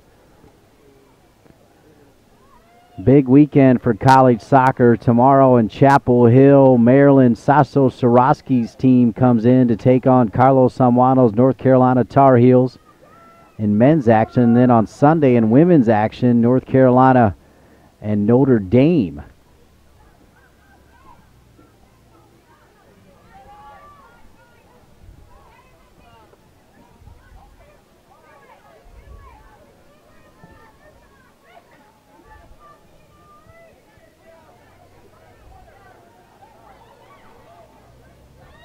One nothing Duke. Pathman steps up, uses that patented left foot, one of the best left feet you will find in the game, Sari Rose. And once again, she's a versatile player, being able to play up top, being able to play back. You see she's got a great service.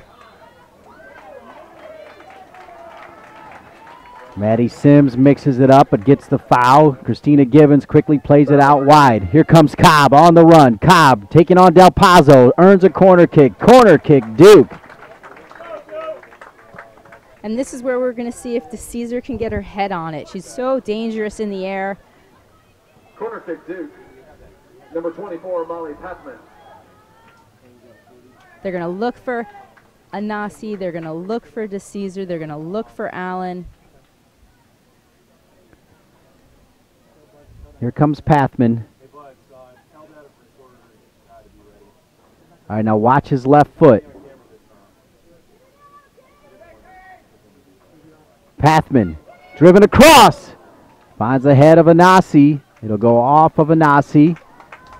And let's go down now to our sideline reporter, John Roth, who's standing by with this report. John, how you doing? Good, thanks a lot, Dean. You know, Miami could use that spark that Sari's talking about from Ashley Flynn. Yeah, she's leading the ACC right now in goals scored with 6 in their first 5 games, including a couple of game winners. But she only scored 7 her first 2 years there, but it seems like every time she scored one, it was a big one. Her freshman year in the NCAA tournament, she had a game winner in overtime to let them beat Alabama, the first time their program had ever won an NCAA game. And last year, undoubtedly their biggest goal of the season in their last ACC regular season game in the 89th minute to beat Florida State 1-0. Not only gave them a win over their biggest rival since 1999, but also got them into the ACC tournament. So far in this game, she's not yet attempted a shot. Miami could certainly use some offense out of Ashley Flynn down the stretch. Well said, John Roth. As we highlighted Ashley Flynn, and I don't remember saying her name, but maybe one time, Sari Rose, a great point from the sideline by Mr. Roth. Yeah, and I think while he was talking, we were seeing an actual, what Mary Francis was talking about, can they get possession of the ball? And that was probably the first time we've seen them string 3 or 4 passes together, and it was effective. Corner kick for Miami. Driven across, Kirshner stays home. In the mix there was Blake Stockton, number 29, flicked off of her head. Back to Miami, green jersey, tried to go back into the 18, headed out of there by Duke. And Miami will try one more time. They'll get it out wide right. Brilliant ball out here to Schwitter. Schwitter missed that penalty kick, sent in. Good stuff, though, from Miami. Not hanging their head, down 1-0 to Duke. No, it was a great ball by Maddie Sims to get it out to Schwitter. Schwitter tries to play it across, but Duke's just in there. Big weekend in ACC play. The Duke men play Virginia Tech tomorrow. And then how about top 5 Florida State taking on the Duke Blue Devils on Sunday, Sari? Huge weekend. And Florida State, they're playing Wake right now, the number 7 seed. That's been a tight match so far. Here's Kim DeCesar. Love the story that John Roth put together on DeCesar for halftime as well. Here's Weinberg. She's got some space. Weinberg! And the save there by Lillard. What a shot from distance by Weinberg.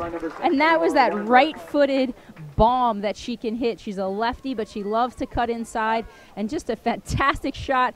Good save by Lillard. Corner kick, Duke. Number 24, Molly Pathman. Molly Pathman taking her time here. 30 minutes and change.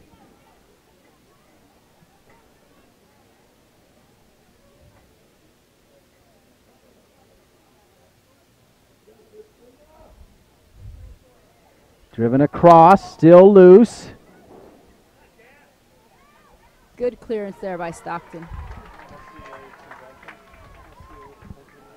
Registration for the 2014 NSCAA convention is now open. You can join 10,000 of your coaching peers for soccer's biggest party this January 15 through 19 in Philadelphia. We guarantee that you'll learn something new from the world's best clinicians and gain new connections by attending one of the many great networking socials.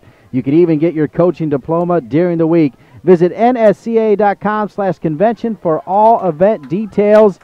And the NSCAA CEO, Joe Cummings, said it could be the biggest and baddest ever in Philadelphia, Sari. I can't wait. I actually have already registered. I've got my flight booked. I don't have my flight booked, but I've got my hotel booked. I already have everything planned out where I'm going to go. I went to my first convention in Philly in 2001, and it's probably one of my favorite places to go.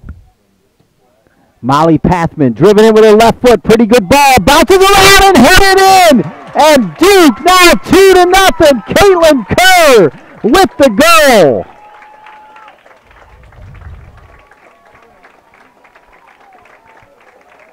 Great effort by Kerr just to stay stuck in. A little scrub in the box. Emily Lillard tried to come out but just couldn't get rid of it clean. The assist were made by number 16, Laura Weinberg, and number 24, Molly Pathman. Once again, his goal, Caitlin Kerr. Assist by number 16, Laura Weinberg, number 24, Molly Pathman. Caitlin Kerr has overcome 2 microfracture surgeries on her knee. She played with a broken ankle a couple years ago when they made that amazing run. She knew it was broken. Fought through it. How do you do that? I have no idea. And here she is, has played every game of her career in a brace or a brace that looks like that one, supporting that meniscus. I mean, just a warrior. She is. She's a complete warrior. You know, this past spring, I think, was the first spring Duke actually had her the whole time. The year before that, she missed going to Spain with the U23 team because of an injury. You know, it'd be a great story for them to make a run in this ACC play and get back to the NCAA tournament for this senior class. Second goal of the season for Caitlin Kerr. And not necessarily what we normally see her do. That was put in with her head. She's probably one of the smaller kids out there.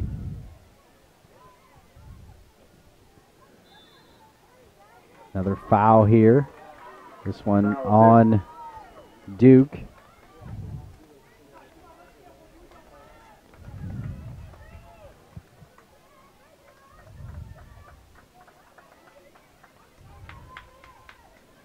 So Miami will have a chance. It's trouble. Good stuff from Miami. It'll be a corner kick. And Stockton did a fantastic job of losing to Caesar. A little quick little run, a little juke here or there. Number 24, Tara Schwitter. Miami's got a number of goals this season off of crosses. Schwitter. High arcing ball. And a good job just shielding it out of bounds as Kim DeCesar, who comes back, and we talked about her versatility in that halftime piece from Mr. Roth, and she shows it right there. And Duke's got to be better about marking up. I mean, McGovern was wide open. She kind of came in a little bit too soon. Had she held a step, she would have been able to get some power, but came in a little too early, and it just kind of bounces off the top.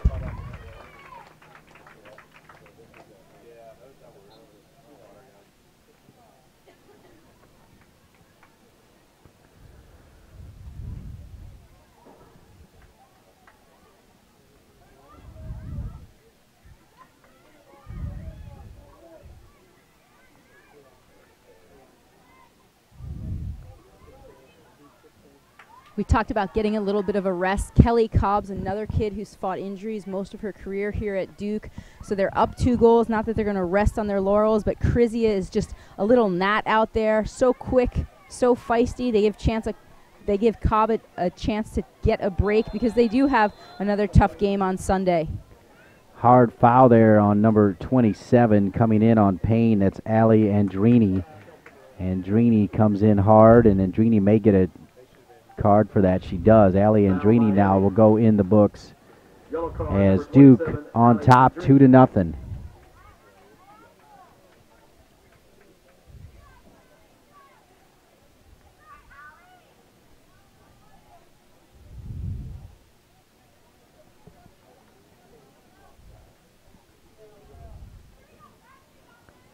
Free kick opportunity for Molly Pathman. In just a moment, we'll ask John Roth for a little bit more on Molly Pathman as he's followed her career for quite some time here at Duke.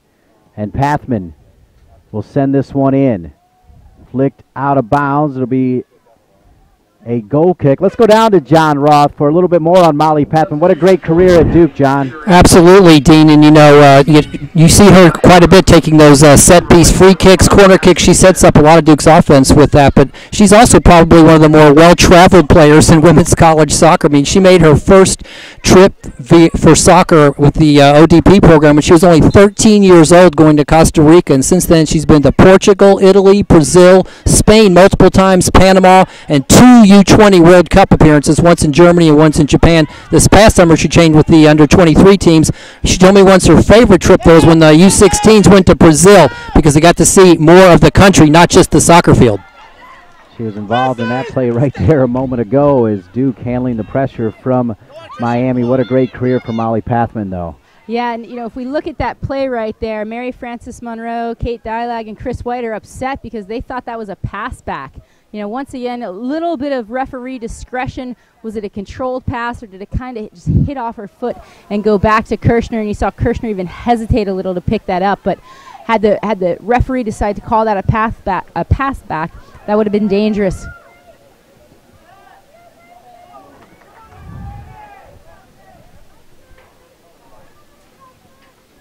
Anasi.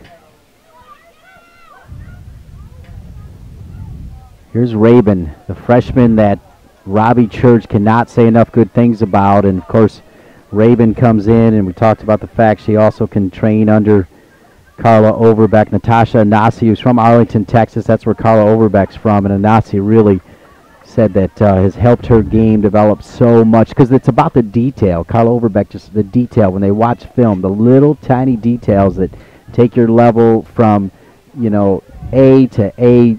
And that's one of the things, you see Robbie up on the sidelines talking to the players, but Carla Overbeck hasn't sat down yet. Every time a player's come off, she's talking to them, giving them information, and it's just a huge asset for Robbie to have her. As well as Billy Lassane and Steve Springthorpe, this one in the middle.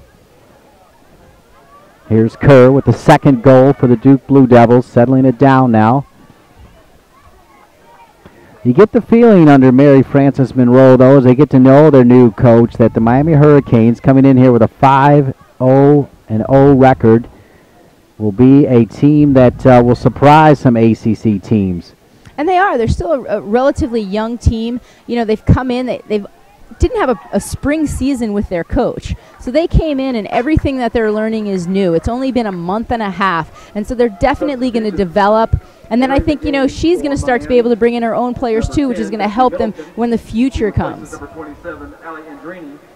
Andrini will come out. Betsy Middleton will come in. Replacing number 6, Lizzie And the Duke Blue Devils will also make some substitutions. Lizzie Rabin will come out, as coming into the game is number 13, Avery Rape. Her sister, Ashley Rape, was a big-time player at Duke. And Middleton was able to convert off of a cross for their overtime victory in Milwaukee. Here's Schwitter with the corner. And I think she's going to give him a little spark off the bench. Like I said, she's a very technical player. Mary Frances Monroe said that she's probably one of the most technical players they have, so hopefully she'll be able to get a little more possession. Her and Schwitter, can they play the ball through them a little bit? And Krizia, she's so tiny, but she's so fast and dangerous as a result of that speed. Boy, what an extra gear right there by number 18, Krizia Sikora.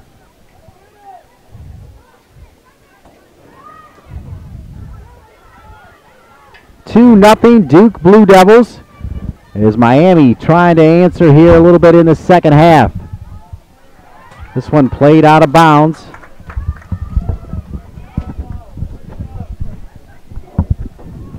It'll be a throw-in. for Miami.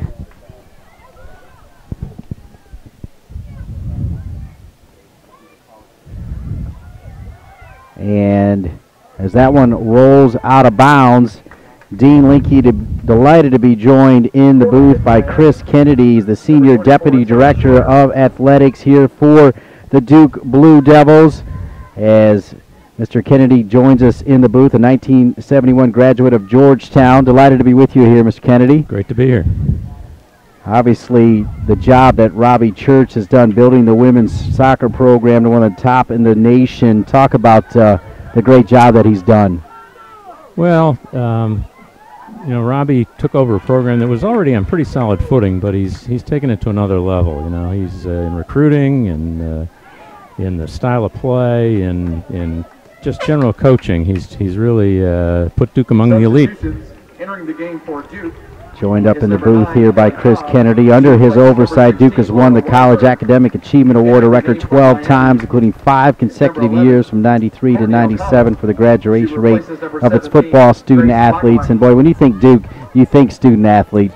Well, you know, you see the quintessential example right down there in Molly Pathman, who's a great player, pre-med student, GPA well in excess of 3.5, will be in medical school, will be a physician, but has really enjoyed a complete athletic experience here at Duke and been able to take advantage of everything that a great university like this has to offer.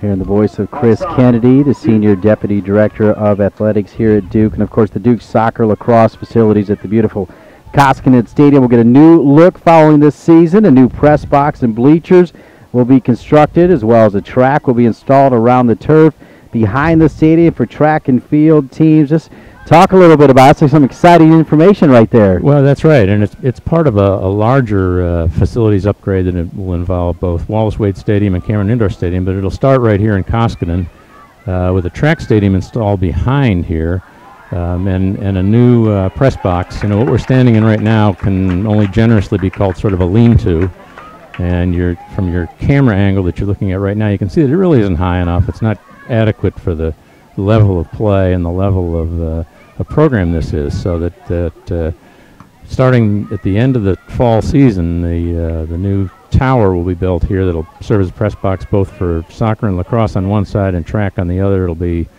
one of the best facilities in the country. No doubt about it, as we're here in the booth with Chris Kennedy, the Senior Deputy Director, and pretty solid performance from your Duke Blue Devils tonight. They kept knocking at the goal, survived the penalty kick, and they get 2 here in the second half. Well, you know, it's been sort of emblematic of the way they've played all year. They've actually played really well.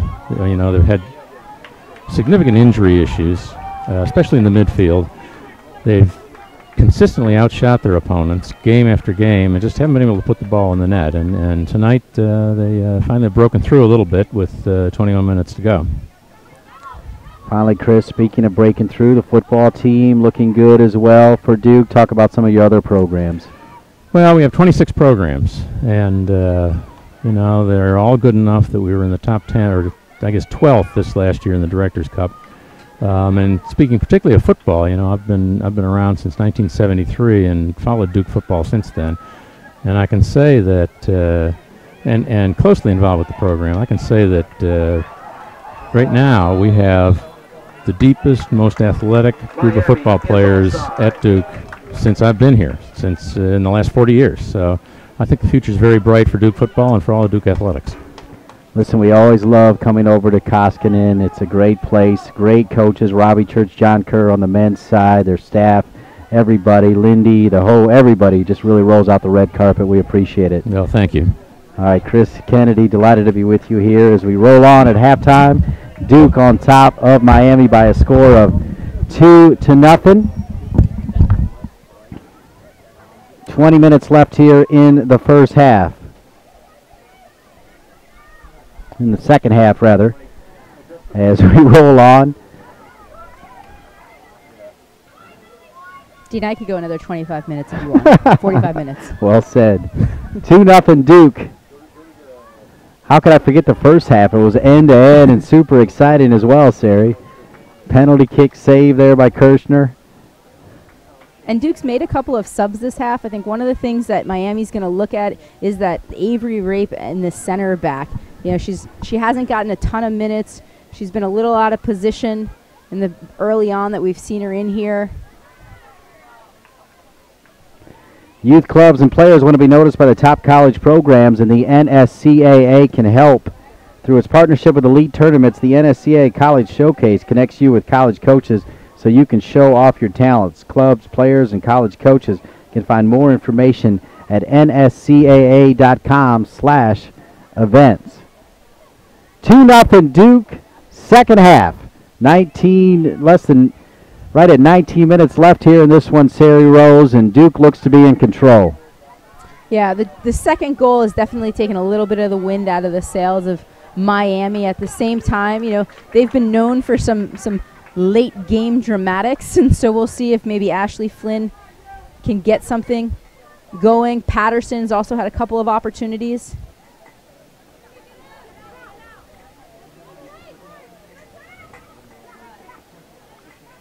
Actually, be interesting if they put Flynn back in. Right now, she is on the bench.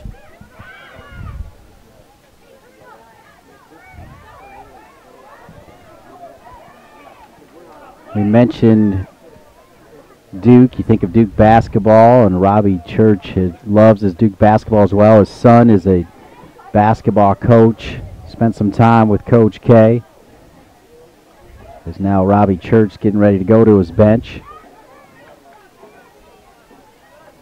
Carla Overback also coming over to give some instruction. You see Robbie Church up there, as well as Billy Lassane and Carla Overback. She replaces number 19, Kim DeCesar. Dean Linke along with Sari Rose, and also here with us is John Roth. In a moment we'll go down to John Roth for a little bit more on what Robbie Church has meant to the Duke women's soccer program.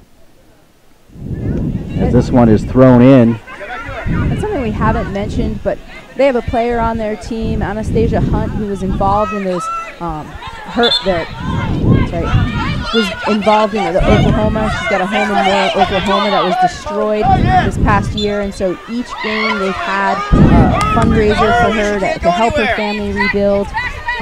They've done terrific things. You know, they're always trying to raise money and help out in the community, and I think that's a part of the large heart of Robbie Church and his staff. All right, good stuff, Sari, as we take first this goal kick. Coming forward here now, once again, is Lillard, who, despite the 2-0 score, has played a pretty good game. Lillard. And that one will roll out of bounds. It'll be a goal kick. Let's go down to John Roth and learn a little bit more about Robbie Church and what he's done here for the Duke Blue Devils. Well, Dean, his career at Duke actually began several years ago when he was an assistant coach to John Rennie on the men's side, and he was a men's head coach for several years at East Carolina, Belmont Abbey, and then he became a women's head coach down in Charlotte and Vanderbilt before he came to Duke. But he's been at Duke now. This is his 13th year, and he's had this team in the NCAA tournament the last 10 years in a row, and in fact to the Elite Eight in 4 of the last 6 years, so he's certainly gotten it done in the postseason since he's been at Duke. But, you know, you mentioned he and his son, Kyle, they are very interested in basketball. Robbie's actually interested in everything that's going on at Duke, but his son Kyle's played basketball in college, and then he's also now the director of basketball operations down at Louisiana Tech. In fact, his head coach at Louisiana Tech is Mike White, who's the son of Duke's director of athletics, Kevin White. So 2 Duke connections down at the Louisiana Tech basketball program. But he follows basketball in every sport here at Duke very closely, but obviously has done a great job of getting this women's soccer team, as Chris Kennedy said a moment ago, to a different level. Well said, John, and we all know Duke is everywhere. As this one is cleared out of there. How about that, though? You grow up a Duke basketball fan, and then you end up being the Duke soccer coach as well, hanging out with Coach K. You gotta love it. You gotta love the fact that he can actually get tickets to a basketball game, which is really hard to come by. Well, we don't know that for sure, actually. I've actually asked him. No. Okay. 15 minutes left here in the second half. And what we've got to see here is we've got to see how Duke's able to manage these 15 minutes. You know, once again, they've made some subs. They want to be able to finish strong. They've got a tough game on Sunday, so they want to keep playing different players at the same time. You know, the Hurricanes, I mean, going into ACC play to come back and get a goal, whether it's late, is a huge, huge boost of confidence for them, especially going into Sunday. Cobb drops one back. Here comes Payne. Watch her absolutely just, what a great ball back.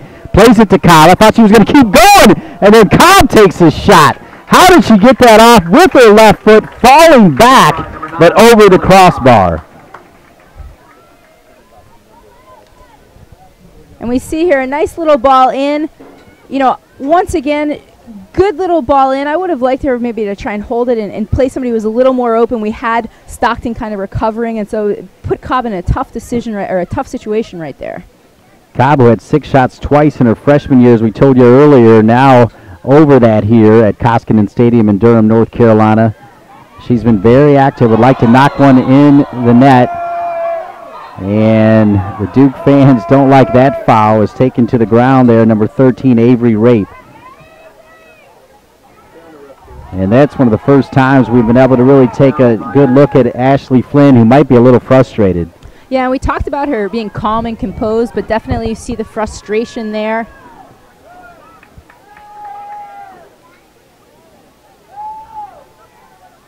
And that's something that coaches have to consider when they're doing their schedules. You know, Robbie came in thinking he was going to have Cassie Peck, thinking he was going to have Gilda Doria, thinking he was going to have Alex Strayton. He has 4 top 25 teams on his schedule, which is awesome if you're healthy. But because they're not healthy, they really struggled a little bit. Whereas Miami, she didn't have a choice in her non-conference schedule, but didn't have necessarily the toughest competition. So now they come out, and I think the pace is a little bit more than what they're used to, a little more physical. This one dropped. Cobb with another shot, deflected, and Cobb will finally get one. Deflected off Miami. I still think you got to give it to her. And how about Duke on top 3-0? Huge goal for them with 12.5 minutes left.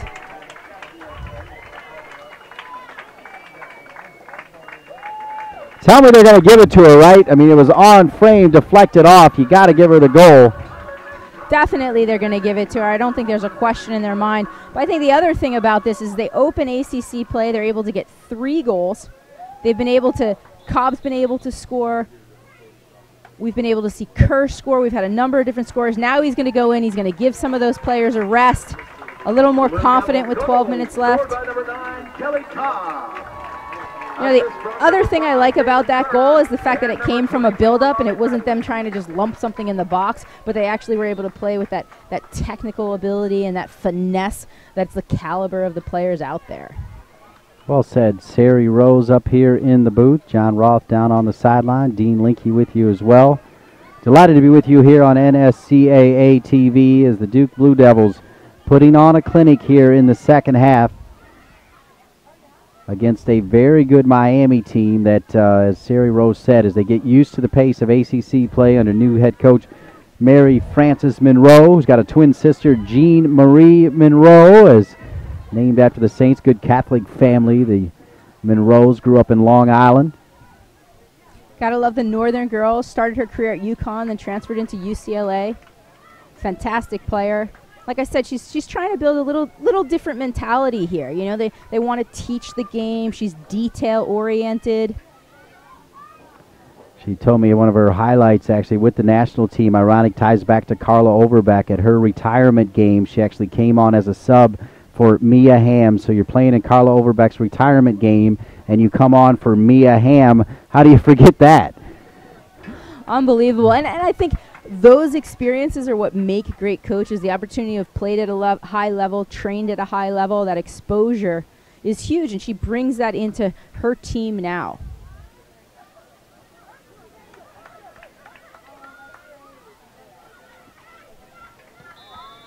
Foul there.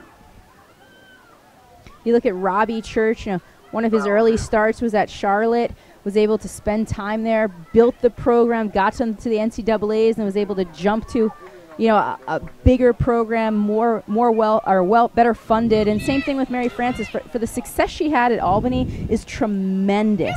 And now she's able to be at the University of Miami with an incredible athletic department, the funding. You know, her goal is to start bringing in national team players. They've got a good crop of regional team players, but, you know, her goal is to really, can they get to that next level of play? Yellow card on rape. Tara Schwitter, remember she took that penalty kick, earned the penalty kick, and then took the penalty kick that was saved by Kirshner. Schwitter. Good ball driven across, back across the frame and in! And how about Miami fighting back? No, the flag is up. Are you kidding me? Miami cannot get a break as standing offside there, number 29, and they will not count that for Miami. And Blake Stockton put herself in a good position. Let's see it as it comes across. It's really far post. That's Ashley Flynn that actually got on it. And it looks like... Boy, that's tough. Stockton was pretty close. Boy, talk about kicking a team when they're down right there. Great stuff from Schwitter, great service, great stuff from Flynn to get it back across, and that is awful tough. It looked like she was kept on side back there, but...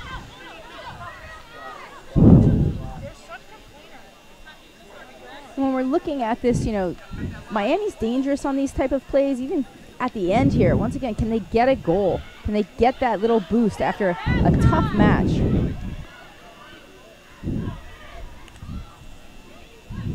Looks like they had one there, but the offside flag is up and nullifies the goal from Miami. As a lot of subs now working their way on.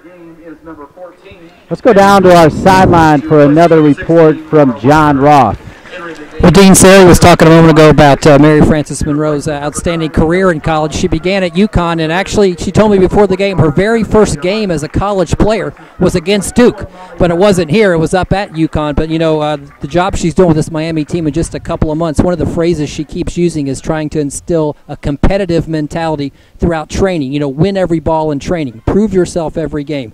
Do the right thing every day on every play. It's those little things that matter, all those details, and that's one of the things that she's trying to get instilled here in this program, and certainly with a 5-0 start, she's all well on her way.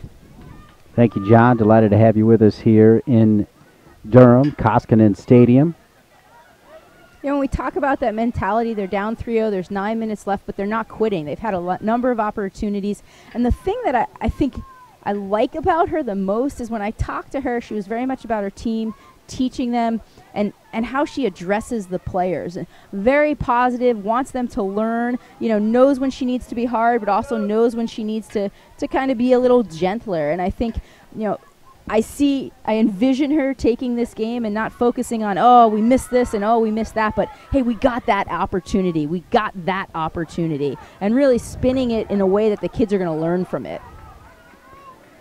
8 minutes and change. It's all Duke right now, on top by a score of 3-0.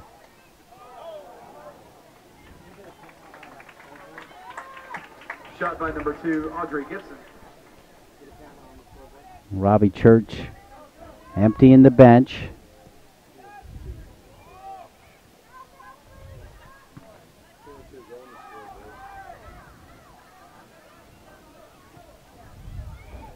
Anasi, good trap by Anasi.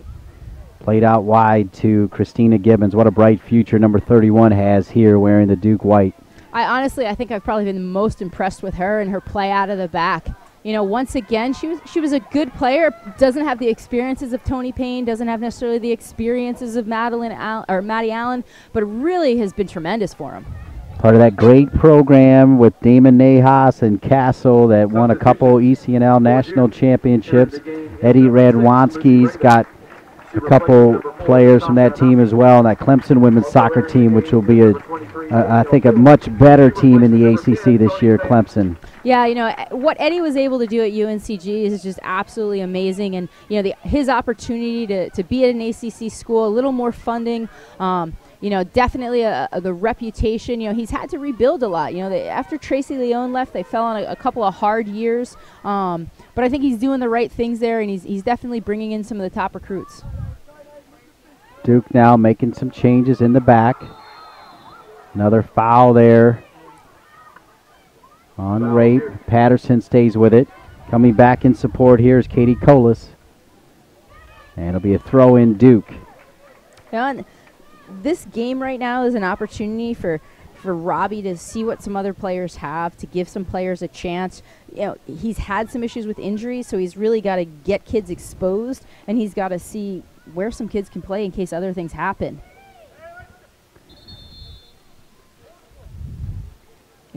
Peck's out for the year. Gilda Doria's out for the year. Alex Strayton. Rebecca Quinn should be coming back. Tabria Wilford, she was actually carried off in a neck board a couple of weeks ago, but should be back. She usually plays in that left back position, which frees up Molly Pathman more into the attack. So he's really had to juggle and move players, and I think he's done a good job of that.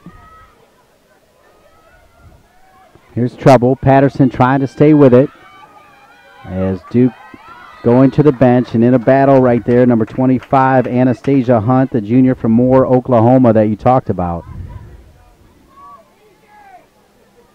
What she was through is just, something that I can't even imagine. They've changed things in Moore, Oklahoma in the houses, so she was able to get in a safe area when the tornadoes came through. But, her house was destroyed, and just to live through that experience is something that I can't imagine, and I feel for everybody out there, especially for the Hunts, and I know that Duke's really trying to help them in their path to rebuilding their lives and their home.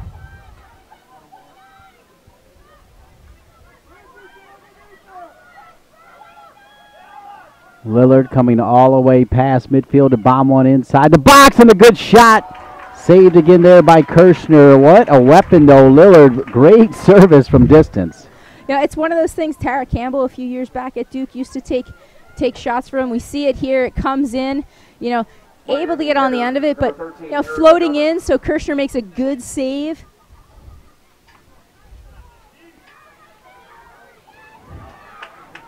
Here comes Duke. One in the middle here by Catherine Blair. One of many subs. Right side. Duke can make it 4-0, and they could if they could get it by Lillard, but another great shot here by Sikora. And Catherine Blair's another North Carolina kid. She's from the coast. Was also one of our ODP players for North Carolina. Always wanted to go to Duke. Fantastic dad. All he talked about was Duke for the past 3 years.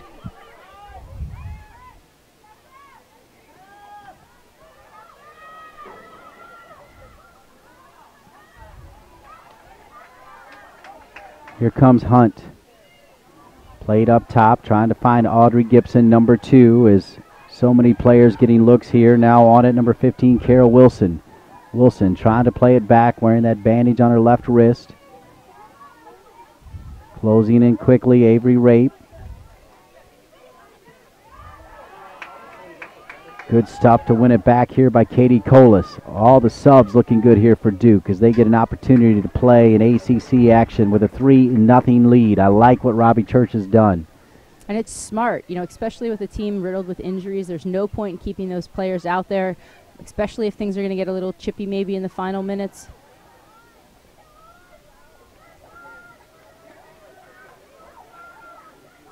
Thought this player Stockton had one. Look at Duke continue to pressure. Up 3-0. I'll tell you, that's the benefit of emptying the bench. These players are hungry, so they're going to keep playing. And Duke wants goals. 3 goals on the season only, or 3 goals tonight only gives them 8 goals. And so they want to get in. They want to score. Stolen away there by Blair. Nice trap all the way back here by Hunt. Patterson continues to do the work. Patterson now. Foul Miami. And Patterson's got to be smart. A couple minutes left in the game. You want to see her battling, but you don't want to see her do anything stupid. You don't want to see that for the player she's going against, but, God forbid something happens and then she ends up getting a yellow card, getting a red card. It's just not necessary at this point. We've talked a lot about Duke, but I like Miami. They've had a couple of unfortunate things happen to this game. Schwitter converts that kick, that penalty kick, and it's going to be a different game for them. So, they've got a lot of positive things to take from this. Freshman Raven back into the game for Robbie Church. Allows a rare break for Natasha Anasi, who never comes out of a game. Played into space. Tracking it down, number 23, Daniel Dole.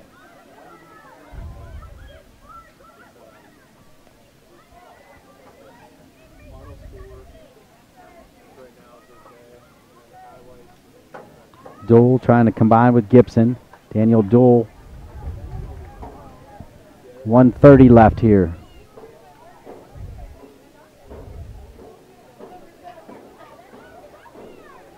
Colas killing time. Throw in for Duke. How about the Duke Blue Devils as they start ACC play with an impressive showing here in Durham? Exactly, and when you start ACC play, given the number of teams that are in the top 25 that are so good, getting a win early is huge for them. Duke may not be done. Continued high pressure. Sikora. Well, you mentioned the little gnat right there, Sikora.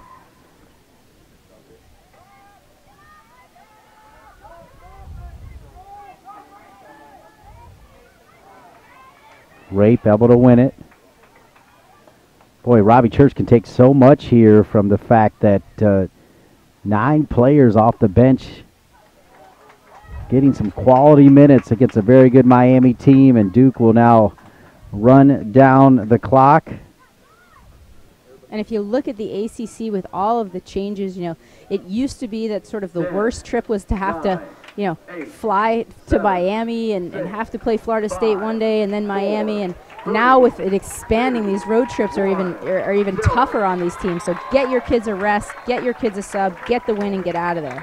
Your final score here at Koskinen is Duke 3, Miami 0, Sari Rose, and a lot of great highlights to show you as well from this one as the Duke Blue Devils able to knock off Miami by a score of 3-0.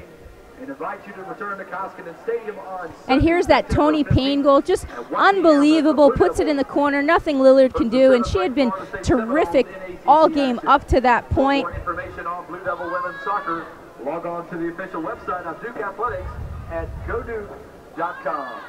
Please be careful as you exit the stadium, and don't forget to buckle up for safety. And here's Weinberg, you know, once again puts it on her right foot. Lillard comes up huge for them. And then, of course, there's the goal by little Caitlin Kerr, who's able to get a header goal off of a little, you know, bad clearance from Lillard, bounces around a little bit. I think Lauren Weinberg might have took a shot to the nose right there. And then you've got Cobb, the pass into Payne. Cobb hits it, and this one goes over, but it's going to be the next one that we're going to see go in, and she's going to get rewarded for her efforts. So 3-0 Duke knocking off Miami right here on NSCAA TV as the Duke Blue Devils able to survive a few chances from Miami late. And that free kick that Schwitter took, that Flynn was able to redirect. Blake Stockton gets on the end of it, but called offside. And once again, you know, it looked a little close for us, but good opportunity. And you know, they had 2 great scoring opportunities here. Kirshner came up big for Duke. You know, a lot to be happy about, but also a number of things to work on. All right, for our entire team from Turbo Sports Group, Rob Kehoe, the Director of College Programs for the NSCAA, on the sideline doing a great job, John Roth, Sari Rose. I'm Dean Linke. Your final score here from Koskinen Stadium is Duke 3 and Miami 0, and you saw it all right here on NSCAATV.com. And we remind you that registration for the 2014 NSCAA Convention is now open. Join 10,000 of your coaching peers for soccer's biggest party this January 15 through 19 in Philadelphia. We guarantee that you'll learn something new from the world's best clinicians and gain new connections by attending one of the many networking socials. You can even get your coaching diplomas during the week. To learn more about the NSCAA Convention in Philadelphia, visit nscaa.com/convention for all the event details. Duke 3, Miami 0. You saw it all right here on NSCAA TV.